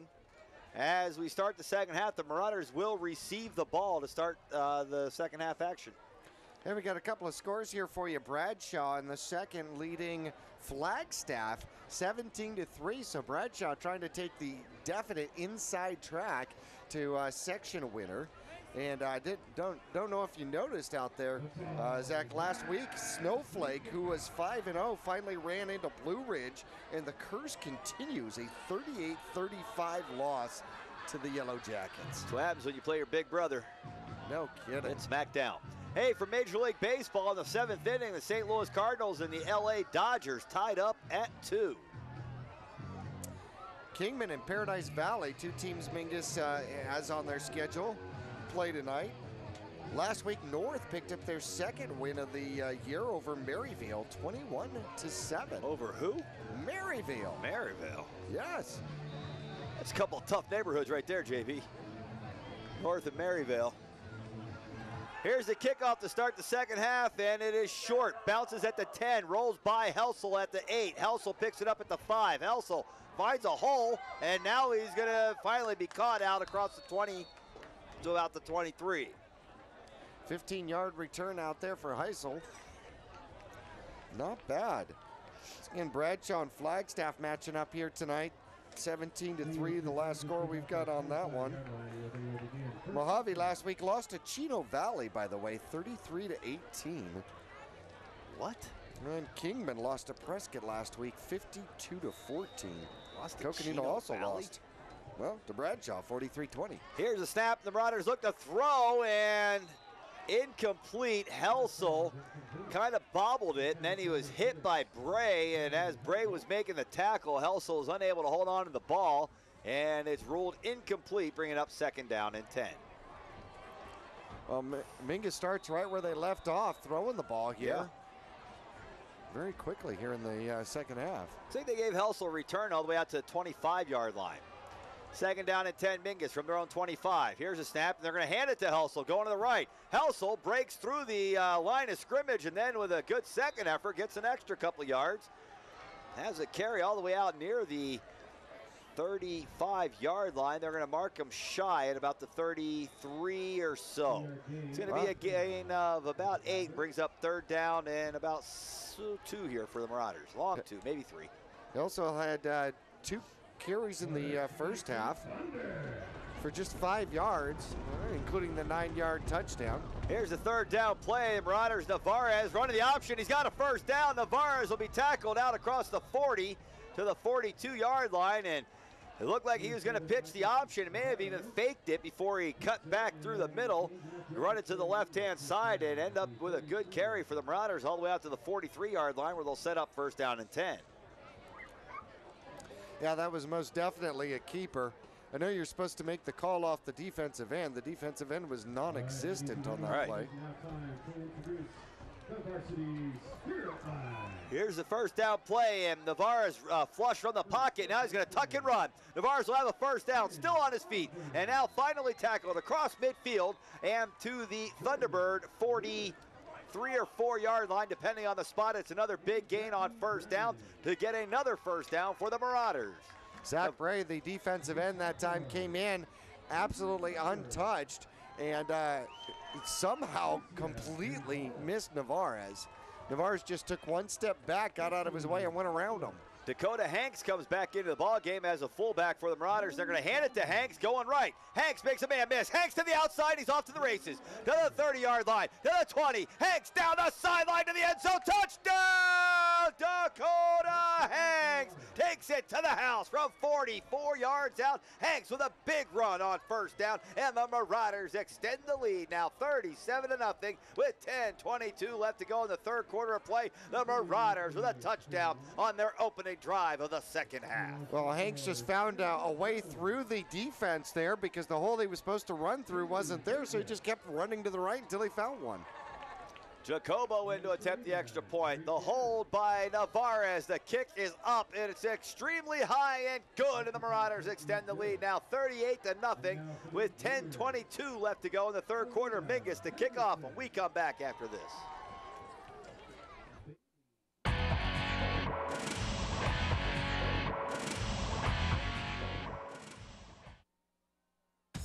Reese's Tire and Automotive Tire Pros give you more miles for your money. Locally owned and grown, Reese's Tire and Automotive Tire Pros will beat any competitor. Bring your best deal and they'll beat it on price, total service, tire quality, and arguably the best nationwide warranty. For 24 months or 24,000 miles and available at 30,000 locations coast to coast. Get more miles for your money every day from your hometown team, Reese's Tire and Automotive Tire Pros.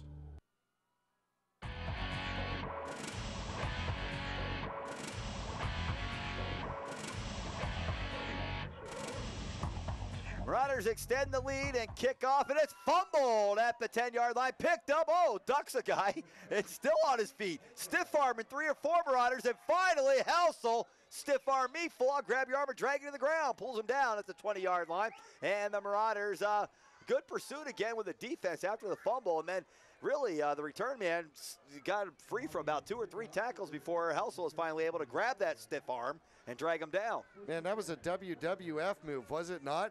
Yeah. Completely ducked the clothesline. Oh, yeah, the first one, yeah. Threw that guy off the ropes and back at you. Pick him up and give him a suplex.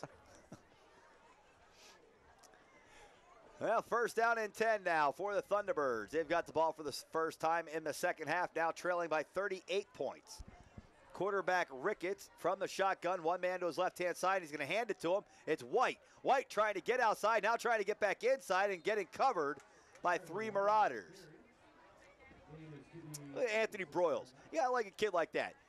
Guy runs at him, hits him hard, pounds him to the ground, gets up, smacks him on the butt, says, let's do it again. Run that ball over here towards me again. I like hitting you. Sure. It's like throwing a... Yeah, I'll avoid that one. Looking for a turkey leg. There you go. Let's go with that one. He wants one of those turkey legs like Madden has on Thanksgiving. That turkey they bring out with like 9 legs on it. Here's a snap, and looking to run to the left-hand side this time is White. White with a hole. White off to the races down the left-hand side to midfield. Now he's going to be caught from behind, spin, and brought down at about the Marauder 38-yard line. Big run that time for Kyler White. And that will make his game not terrible here, as he's going to pick up about 30 yards or so on the carry, and they're going to mark it right at the Marauder 39. Yeah, he'll get 31 yards on that carry. That actually puts him up to 69 yards on the game. Great job by Thagard catching him from behind. I think it would have picked up another 8 or 9 yards had he continued to just keep going straight instead of stopping and trying to spin and cut back. Jason Yarkiza comes into the ball game. I don't think we've called his name tonight. He comes in and plays a fullback position on the left-hand side of the quarterback. Run the shotgun. They're going to hand off to Yarkiza. Yarkiza up the middle, and he's got a couple yards, and that's it. Broyles wraps him up once again. Old AB, he makes some hits, doesn't he, JB? Yeah, but he didn't pat him this time. Yeah, right. That's because he's a new guy. He just came in. The other guy's hit a couple times. He's kind of got a relationship with him. We're old friends now, right? Yeah, they're all buddies. Second down and 8 for the Thunderbirds at the Marauder 37-yard line. Here's the snap, and they're going to, quarterback's going to keep it. Fakes a handoff to Urquiza, and now run out. Flags come flying, and a tackle made by Hanks. Is there a helmet on the field? There is a Marauder helmet on the field. Picked up by number 84 and shoved right back in the belly of one of the Marauders, Michael Prince. Here's your lid, dude. No, Schill goes off the field with the... Well, I think it's the same thing like with the college game. You lose your helmet, I think you got to sit out of play. So. Yeah. Oh, face mask call against the offense. A face mask call on Mohave. That would explain the Mingus Marauder helmet on the field. Yeah. Now, why do you have to come off then if just somebody rips it hard enough? If somebody rips it off, well, because you're supposed to have it strapped on tight, I guess. Need an extra rivet into the ear or something. Well, doesn't the face mask help? Eventually, that's what they're going to do, JB. They're just going to start attaching the helmet to your earlobes and stuff so it doesn't come off. Right, with screws. Yeah. Right. They're going to get your helmet screwed on. Man, that's going to make showers really difficult. Well, eventually, you're not going to be allowed to tackle in football anymore, and everybody's going to quit watching. 2nd down and 17. Awaiting the snap. And there it is from the shotgun. Fake the handoff. Quarterback rolling right now. Still rolling under pressure by the Marauders to the sideline. They'll throw it, and it looked like he caught it. We don't have any official signal from anybody. And if he would have been number 32 catching it. Yeah, well, I guess he didn't catch it. He must have trapped it. Old number 32, Daniel Hernandez, the intended receiver that time, and must have trapped it. Brings up 3rd down in about 17. Actually, it was a good job for him coming back to Ricketts. Ricketts just on the run, couldn't get anything on the throw to get it to him. No, but you notice when he got to the end, instead of getting knocked out of bounds for a loss, he threw the ball down the field. Yeah. Just in case. Here's the 3rd down play, and they're going to hand off in the backfield. It's White. Flags come flying. White being ping-ponged around, and a little bowling ball, bang, boom, bop, a little pinball action in there, whatever you want to call it. He's not going anywhere. Had a gain of about 3 yards, but there are flags on the field, and these are the kind that ordinarily signify holding, and that's what we've got, a holding call. Now the question is do you want to accept it or not? No, I think I'd decline it and make it 4th down and 15. How about you? I would. Or 3rd and 25. Yeah, and they're going to decline it. Holding, offense, decline. 4th down and 15 from the Marauder 45-yard line. Mohave, obviously, with 7:52 left to go in the 3rd quarter and down 38-0, are not looking to punt this ball away. Can't imagine so. No. Uh-oh, Kyler White over on the bench now, JB. Sitting on the bench getting attended to by a trainer. Now, that's not good news. No, he's been their only threat with the Thunderbirds. ball. Here's a snap. Quarterback under pressure. Throws. Has a man. It's going to be stopped well short of a 1st down. A gain of about 5 on the play. Back to the original line of scrimmage. The Marauders will take over on downs. 1st down and 10 from their own 39. Anthony Gage on the reception. 6-foot senior.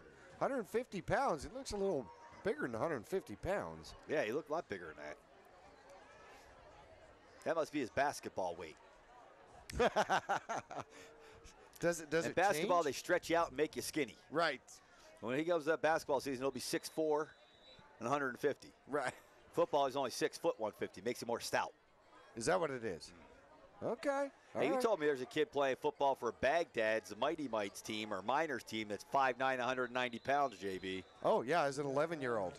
As an 11-year-old, yeah. 5'9", 190. Right. Shaves. Right. No kidding. No, seriously. He was bigger than me. Well, yeah, 5'9", and I'm 190, yeah. What's that? 5'9", 190, yeah. Yeah, and I'm just a little over 11. Yeah, right. Or multiple thereof. Imagine being that size at 11. The thing is, it's going to be interesting to see how big he is when he's 25. Right. If he's 5'10" and, 250. Here's a snap and a pitch to the right-hand side to Helsel. Helsel looking to get outside. He's got a beat on the corner, and Helsel down the right sideline. Off to the races. Helsel running hard, and he's tackled from behind at around the 16-yard line. Javin Helsel with another big run for the Mingus Marauders, and it'll be tackled at, looks like they're going to mark him right at the 16-yard line where it'll be 1st down and 10 for Mingus. Look at this. Our fans at home watching on TV, Helsel gets to the outside, and right here you think he's gone. Then he's got one man to beat back there who makes an angle to the sideline, cuts it back in, and he's tackled from behind. Just enough interference there to catch him from behind. From the shotgun, Navarez looks left, pumps left, throws left, has a man down the middle. Catch is made. I think progress will be to about the 5-yard line, and maybe Karen with the grab again, and it is Tanner Karen coming up with another big catch in the middle of the field, and it might have been, well, That's not even where he was pushed back to. That's further. He caught that ball down around the 5-yard line. Get that one again on the screen, JB. Let's take a look. Second down and about 3 here for the Marauders as they come back to the line of scrimmage. It's going to be Collins in the backfield to the right-hand side of Navarez. Man in motion, Helsel. They'll give it to him. Helsel through the right side into the end zone. Touchdown, but a flag on the play. Holding. The yellow litter will bring it back. I'll tell you what, this guy has thrown more flags than anybody else in this game, this umpire, JB. From standing behind the linebackers, this guy has thrown more flags than anybody else all night. That's a tough position. You got to play back there behind the linebackers, and you got to watch all that stuff. I mean, here you got a guy that's playing behind the linebackers that's calling illegal motion. Right. Well, second half, Helsel is averaging 29.5 yards per carry. Not too bad. No, that's pretty good. Yep, and that you put one, that with Levi Collins, 17 yards a carry. Riders are romping the ball down the field. Hey, here's a second down play and whistles. I don't see flags, but I did hear whistles. And the play stops. That's pretty good indication that there's a whistle. Now the referee and the umpire talking about it. I think the referee said, hey, look, dude, these guys score. We go continuous clock. They just had it, and you threw a flag. Let's not do that anymore. Winding the clock. Navarez rolls out to the right, throws to the right, has a man on the right. The catch is made. It's Tanner Karen once again. Big TC with a big grab for the Marauders. Short of a first down, but not by much. You're going to put them right back down to the 8-yard line, right around where they were. 12 yards on the reception. And so third down and about 3. I have to check Karen's stats here. Yeah, he's got a pretty good night. After throwing for 100 yards last week in the backup duty at quarterback. Marauders handoff left-hand side, and they've got it to Collins, who is tackled very close to a first down. Let's see. Yeah, now they just moved the ball back a little bit. I don't like that. And they call fourth down. This umpire, Mike Edwards, getting on the naughty list here. Getting close, a little too close to Christmas to be doing that stuff. Well, depends on who you're giving the gifts to. Fourth down and less than a yard. Here's a snap, and Navarez on the keeper. Navarez untouched in the end zone. Touchdown, Marauders! Micah Navarez takes it into the end zone from about 7 yards out, and another Marauder touchdown with 5:43 left to go in the third quarter of play. That puts Mingus up 44-0 with an extra point attempt coming from Jair Jacobo. And JB, that should put us into the continuous clock. Haven't had it all year. We've missed it. Glad to have it back. Extra point attempt is flagged by the umpire. Go figure. He didn't get the memo. The clock. And now the referee's coming to talk to it. Dude, I just said, quit throwing your flag. Trying to get out of here. Encroachment. Oh, now if they do that again, Mingus will probably go for 2. Oh, how the whole concept has changed. Yeah. All right, come on, umpire. Throw that flag again.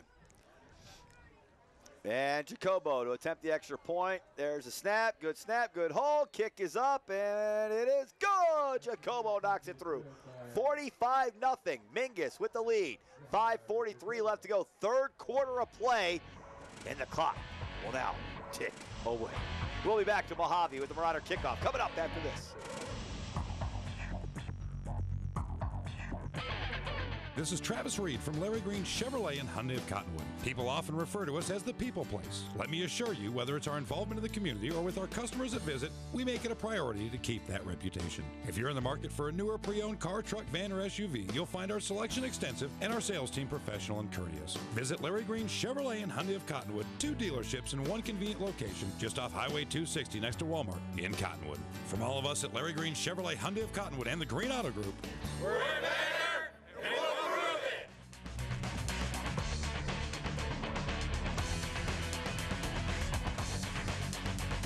Marauder kickoff rolls by the return man at about the 5 and into the end zone.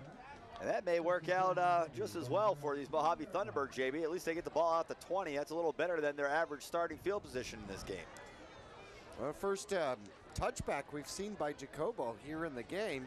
Earlier in the season, he had 6 real quick touchbacks. Yeah, but I think you're right what you said earlier. He's kicking the ball really high and not into the end zone and try to give his team, who's got a lot of team speed, a chance to get down and maybe not let him get to the 20, and that's what they've done all night tonight. Right.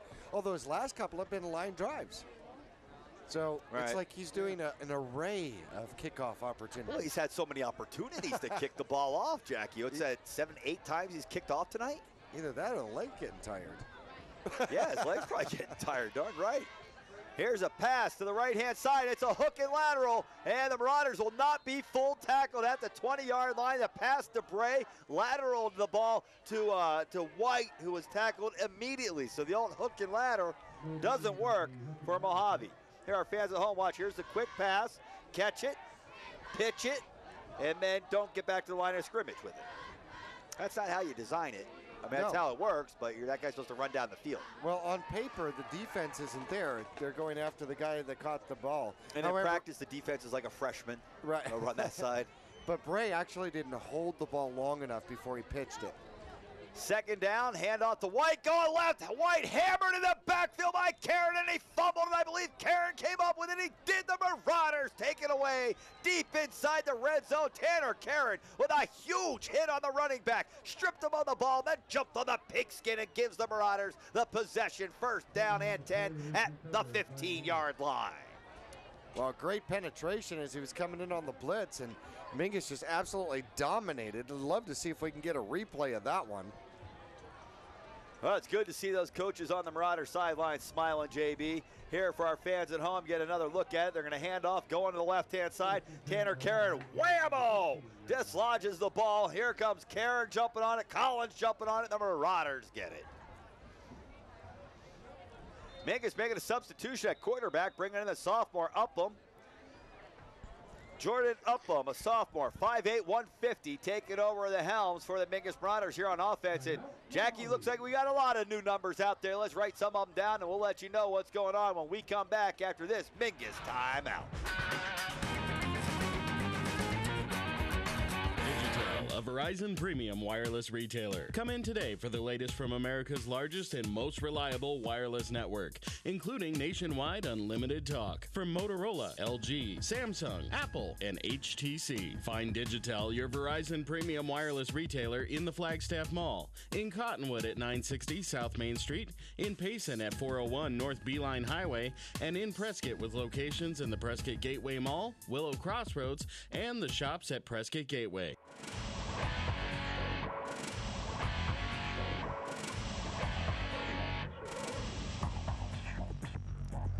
Back at Mohave High School, Marauders have it first down and 10, leading 45-0. A handoff by Upham goes the right-hand side to Helsel. A couple of yards before being tackled. Some new Marauders in the game right now. 61, Andre May, and 59, Jake Hockman have been playing. 66, Travis Zale is in at center. 73, Galen Leo is in the game. 75, Nathan Jones in the game. And one of the wideouts is number 82, Masoud Montano. Second down and 4 now for the Marauders. Man in motion is Tiffany, and Upham looks like he tried to keep it himself and didn't have anywhere to go that time. Got knocked down. Actually, did he hand it to Hanks? No, it looks like he kept it himself, didn't have anywhere to go, and got knocked down for a loss. Bringing up third down and 5 here for Mingus. Clock running, 2:50 left to go in the third quarter of play. 45-0, the Marauders with a big lead here on the road tonight. Third down and 5 play. Quarterback Upham takes a snap. Hands off right-hand side to Helsel. Cuts it back in the middle. Helsel racing to the corner. 3, 2, 1. Touchdown, Mingus! Javin Helsel takes it to the house. And the Marauders lead 51-0 with 2:34 left to go in the third quarter of play. And an extra point attempt from Jair Jacobo. Coach, I've kicked off 8 or 9 times. I've kicked 8 or 9 extra points. What are we going to do? Do we have a backup kicker? I'm not sure we do. Do we? I mean, we must. In case something happens to Jacobo, I'm not sure who it would be. Elsell's second touchdown of the game as he's got 79 yards on the game. Maybe Schill. Extra point attempt is up and no good. I think it was number 18 out there. Got a hand on it. 18 is Harry Stevenson. He is one of the players that his number changed. 18, Harry Stevenson, got a hand on it. The clock running. 51-0. The Marauders lead. They're going to kick off here with 2:15 left to go in this third quarter. And the Mingus Marauders over half 100, JB. It's been a while. It's been a while. Feels good. Remember 77-44 against Centennial in the playoffs? Oh, my gosh, yeah. How did he score 11 touchdowns? I ran out of room on my paper. I remember you had to get in their truck, drive back down to the station. In fact, I had to go digital after that. Yeah, right. Yeah. No more paper here. I need something with gigabytes. Yeah, we got some data storage. Now, Jacobo to kick off. Let's see where this one goes.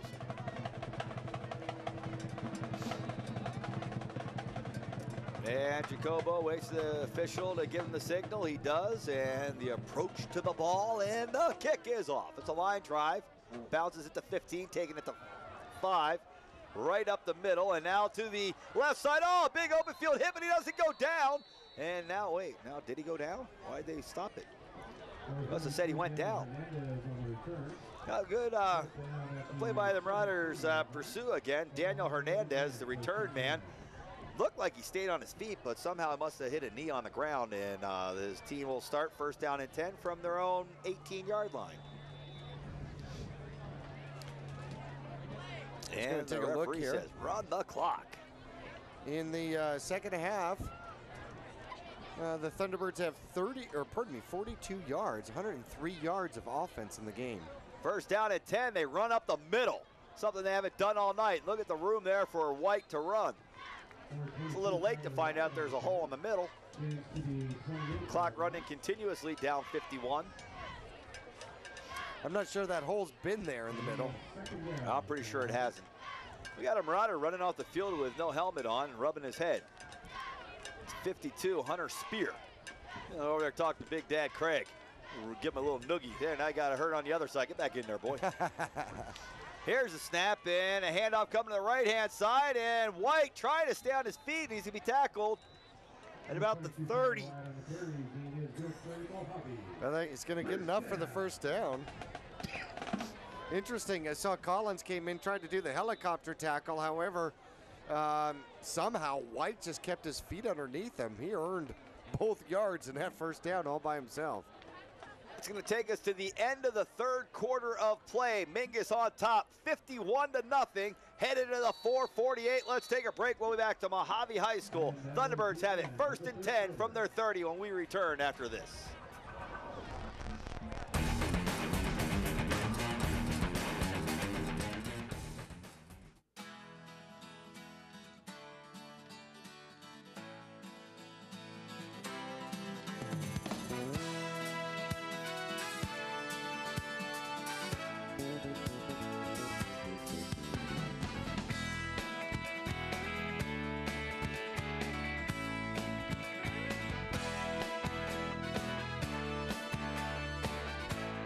Our whole team is here to help you get the most out of each workout here at the Cottonwood Recreation Center.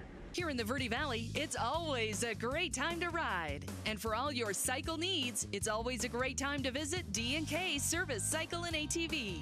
Their certified technicians can keep your street bike or your dirt bike in tip-top shape year-round. Stop in and check out the full inventory of riding gear. At D&K, they can help sell your good used motorcycles too. Go to dkservicecycle.com and find out about the consignment program. D&K Service Cycle and ATV in Cottonwood, a quarter mile south of Walmart.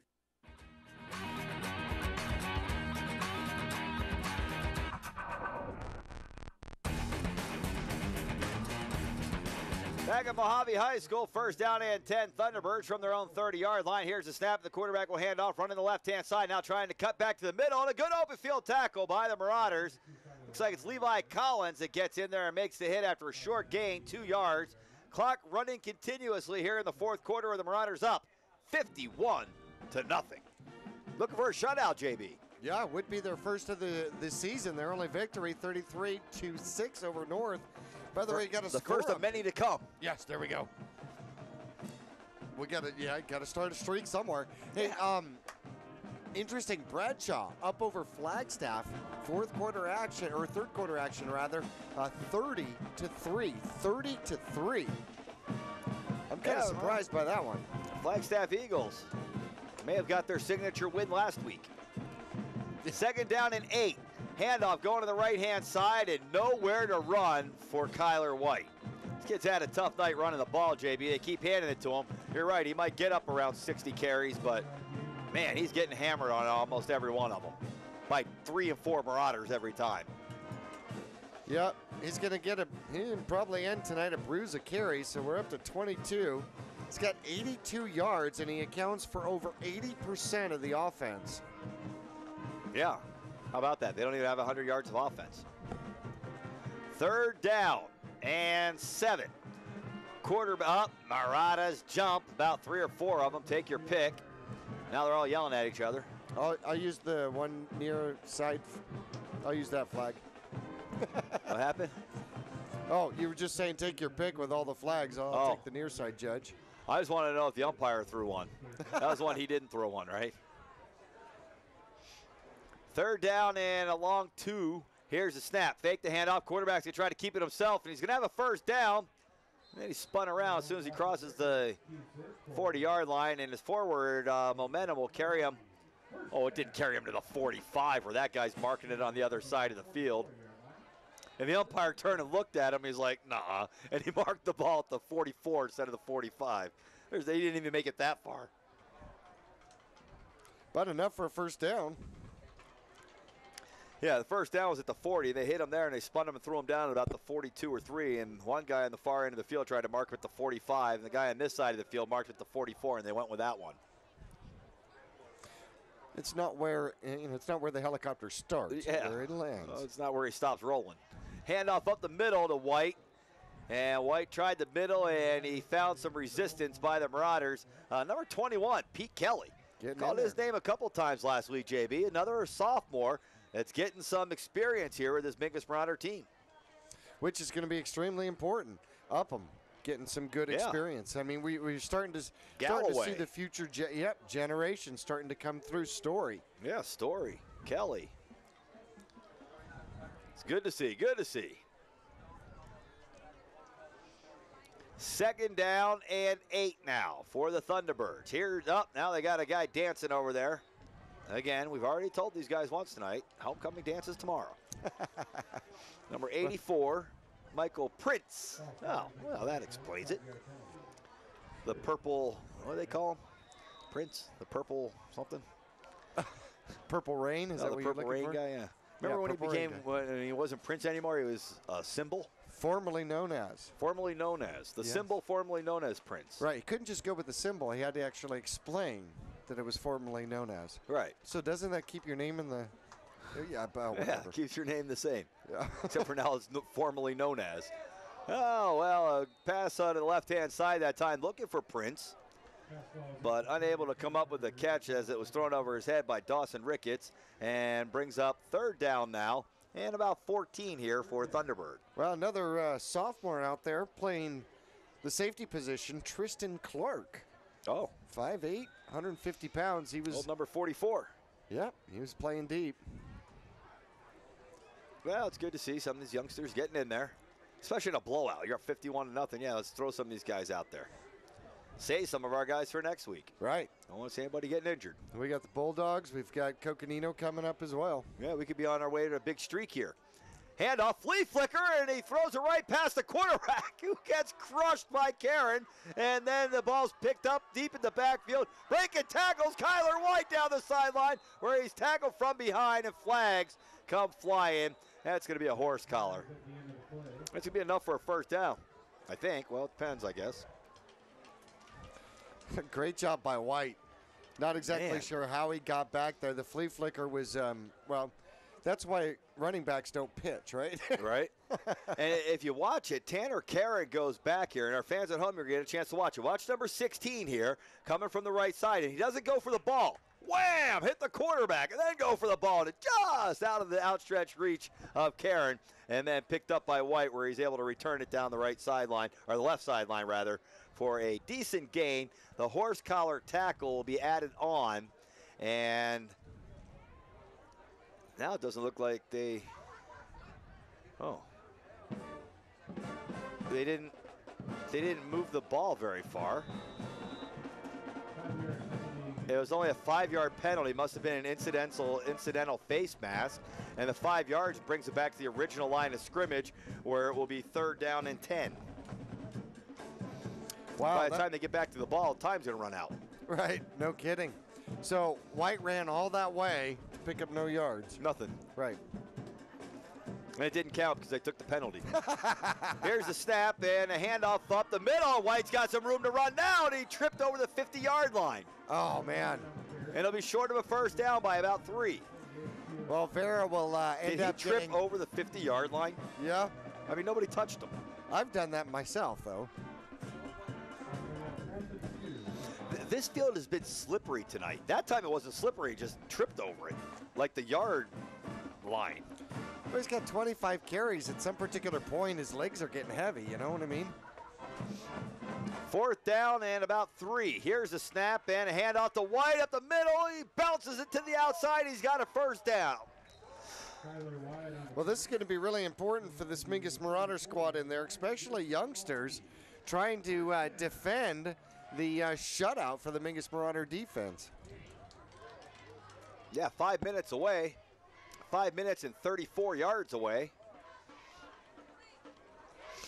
As it is a 1st down for Mohave. The clock will not stop down to 4:45 now as the Thunderbirds are in a huddle. And they break their huddle and head back to the line of scrimmage.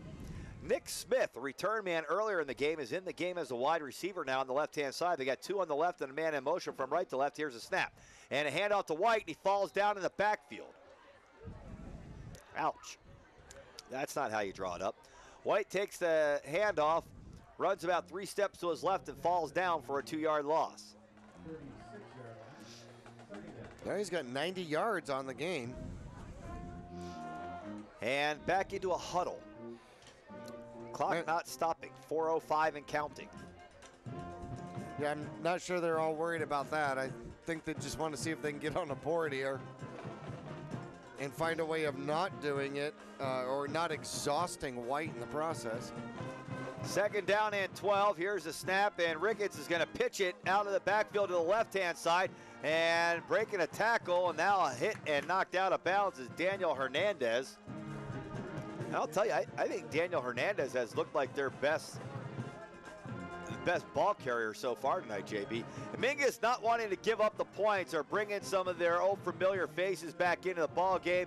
Here comes Broyles back in. Isaiah Baker comes back in. Dakota Hanks runs back out on the field for the Marauders. Here comes Zach Simmons back out. Mingus feeling like Mojave's starting to get a little momentum and might score here. So they're bringing out some of their starters on defense to try to keep the shutout in order. It's just the red line defense, the red zone defense. There you go. 1st down and 10 from the 22. Quarterback rolling right, looking to throw down the middle. He throws and has a man reception made inside the 5 to about the 2-yard line. 1st down and goal. Thunderbirds at the Marauder 2. Was that Zach Bray that picked that one up, or was that number 84? I think it's 84, Prince. 84, yep. That would be Prince, Michael Prince. 1st down and goal. Thunderbird trying to break up the shutout. Here's the snap, and it's Kyler White, and he is shy of the end zone. Well, Marauders had him in the backfield, and he broke free for a minute and almost got to the end zone, but he's tackled just about a yard short. 2nd down and goal now. 2:15 left to go in regulation time. Mingus trying to hold on to a shutout. They need to play in the backfield in order to do it, or at least stuffed at the line of scrimmage.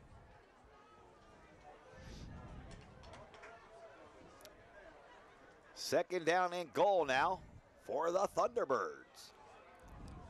Got Hernandez and White in the backfield. Here's a snap, and they give it to White. It's a fumble, and the Marauders pick it up, and it's a race. Who's got it? It's Rios. Rios to the 50, to the 40. Rios on his bike and pedaling hard down the sideline of the 10. 5, 3, 2, 1. Touchdown, Mingus! A flag flag just came in now, and another flag coming in now. So we've got 4 or 5 flags on the play. A touchdown by the Marauders, we think, and a minute 34 left to go in the game. Well, either that or they kept tossing him to try to reposition where they thought the penalty was, as opposed to throwing more flags. Well, the Marauders think they have a touchdown. They don't realize that there's a bunch of flags all over the field. They're sending out their extra point team. Now, wait a second. Now they picked up the flags and moved them. You would think they would have left the flags where they thought the penalty was. Unless it is a... It was like the play was over and flags kept coming from everybody. I wonder if it is a... They're playing leap flag. It's a different version of horseshoes, right? Yeah, or leapfrog. Right, got it. Holding. Defense. I would imagine that's going to be declined by Mingus. You think? Well, actually, it's not the defense, right? That's the offense. Right. Mohave was the offense before the turnover. Correct. And the Marauders decline it, obviously. 57-0. Mingus with the lead and an extra point from Jacobo to follow. So what a long return. Nice run that time. Jesse Rios picked it up and went about 85 yards with it. Well, he picked up the ball at the 12-yard line. Here's the extra point for Jacobo, up and good. And the Marauders extend the lead 58-0 with 1:34 left to go. Now a flag. Just now came in. A flag, just now.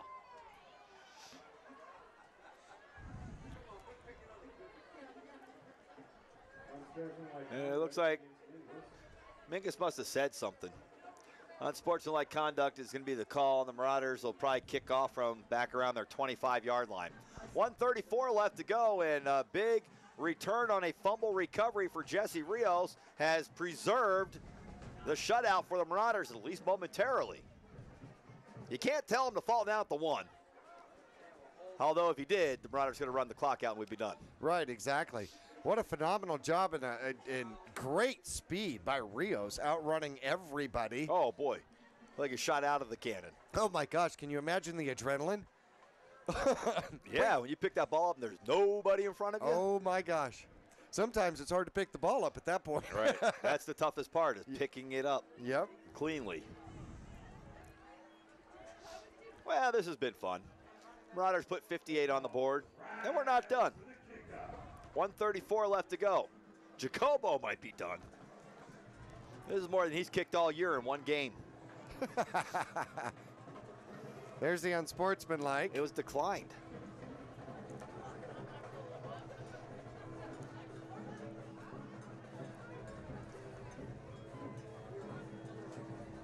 Now they're talking about it with the head coach from Mohave, Rod Holmes. And Holmes is talking things over with the officials and trying to figure out what's going on. And maybe they accept it now.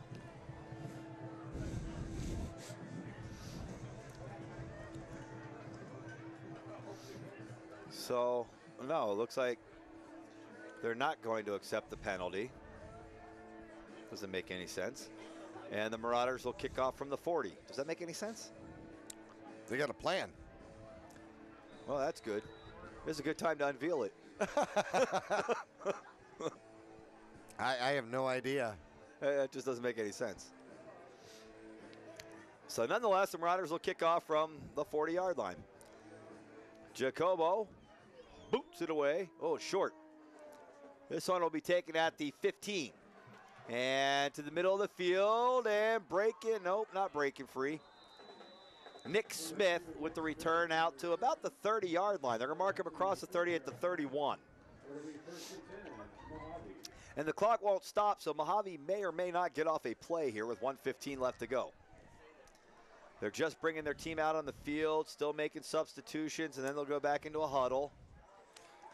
Now, Mingus has really appreciated the fact that they are playing a team that does a very traditional slow huddle. I was thinking that in the very first quarter. These guys were in a huddle, and Marauders just kind of standing around waiting, and that's different than what Mingus saw in the beginning of the year. Oh, my goodness. Look how fresh they are. Yeah. Haven't broken a sweat yet. Okay, down to 45 seconds, so it's taking half a minute for these guys to come out on the field and call their play. Running to the left-hand side, the option, the pitch on the left, and, oh, man, hit but not going down, and then finally thrown down in a flag. Here comes another one. Everybody's getting a little practice throwing the flags tonight. Well, and you know what, Jackie? Doesn't matter. By the time they call this penalty, the game's over. Well, yeah, it's definitely true, unless they're going to, no, they're not going to stop it. But there was 2 horse collars on that same play. Yeah, 2 horse collars.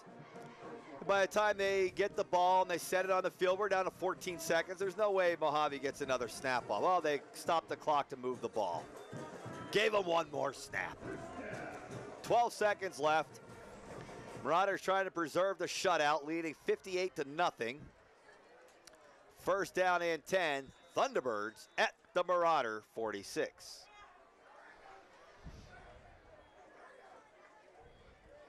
Mingus with 85 yards and penalties tonight. Hey, there's not many 1-5 teams that win 58-0. That's a good 1-5 team. Like you said, they got a lot of close losses this year. Oh, I know. Here's the first down play. Start the clock. This should be it. Pass to the left-hand side to White. White will go down at the 38-yard line. A gain of about 7. Simmons comes right down on the top of him. It's almost like he dove at Simmons' legs. That's the end of the game as the Marauders win here on the road. Final score 58-0. Mingus with their first shutout of the game, their highest scoring total of the year, and a big win on the road. The Marauders now go to 2-5 on the season. The Mohave Thunderbirds fall to 1-6. 58-0. The Marauders with the shutout here tonight on the road in Bullhead City. Let's take a break. We'll be back with some statistics and the post-game show brought to you by Digitel, Verizon Wireless in Prescott Valley, Payson, Cottonwood, and Flagstaff. We'll be back after this. Digitel, a Verizon premium wireless retailer. Come in today for the latest from America's largest and most reliable wireless network, including nationwide unlimited talk from Motorola, LG, Samsung, Apple, and HTC. Find Digitel, your Verizon premium wireless retailer, in the Flagstaff Mall, in Cottonwood at 960 South Main Street, in Payson at 401 North Beeline Highway, and in Prescott with locations in the Prescott Gateway Mall, Willow Crossroads, and the shops at Prescott Gateway. Remember all those rules you heard as a child? Do not play with fire. You'll always remember those rules. Don't sit so close to the screen. But now there are times you may have to challenge those rules. Stay inside the lines. And bending those rules may even lead to a career. Pick up your toys, kids. Imagine all the possibilities. When you venture out to make your life your own, remember the rules, but don't be afraid to take chances. Explore your sense of wonder. Feed your curiosity. Yavapai College. Life explored. The Suzy Q Market is the most convenient stop for road trips, with 1,500 beverage selections and plenty of snacks. And save on Texaco fuel with your Safeway Rewards card. The Suzy Q drive-thru window is the most convenient way to pick up those essentials on the way home. Road trips start here. With something for everyone. At the Suzy Q Market. Next to KFC on Main Street, Cottonwood. Go Marauders! Would you rather recycle like this or like this? Clean Recycling processes over 95% of the materials collected as opposed to under 20% with other processes. Just add a recycling container and your recycling materials end up recycled instead of in the landfill. Just one of the many reasons Taylor Waste has been voted #1 for the past 8 years in a row. Hi, I'm Chris Taylor, owner of Taylor Waste. We're proud to serve our friends and neighbors with service tailored to your needs.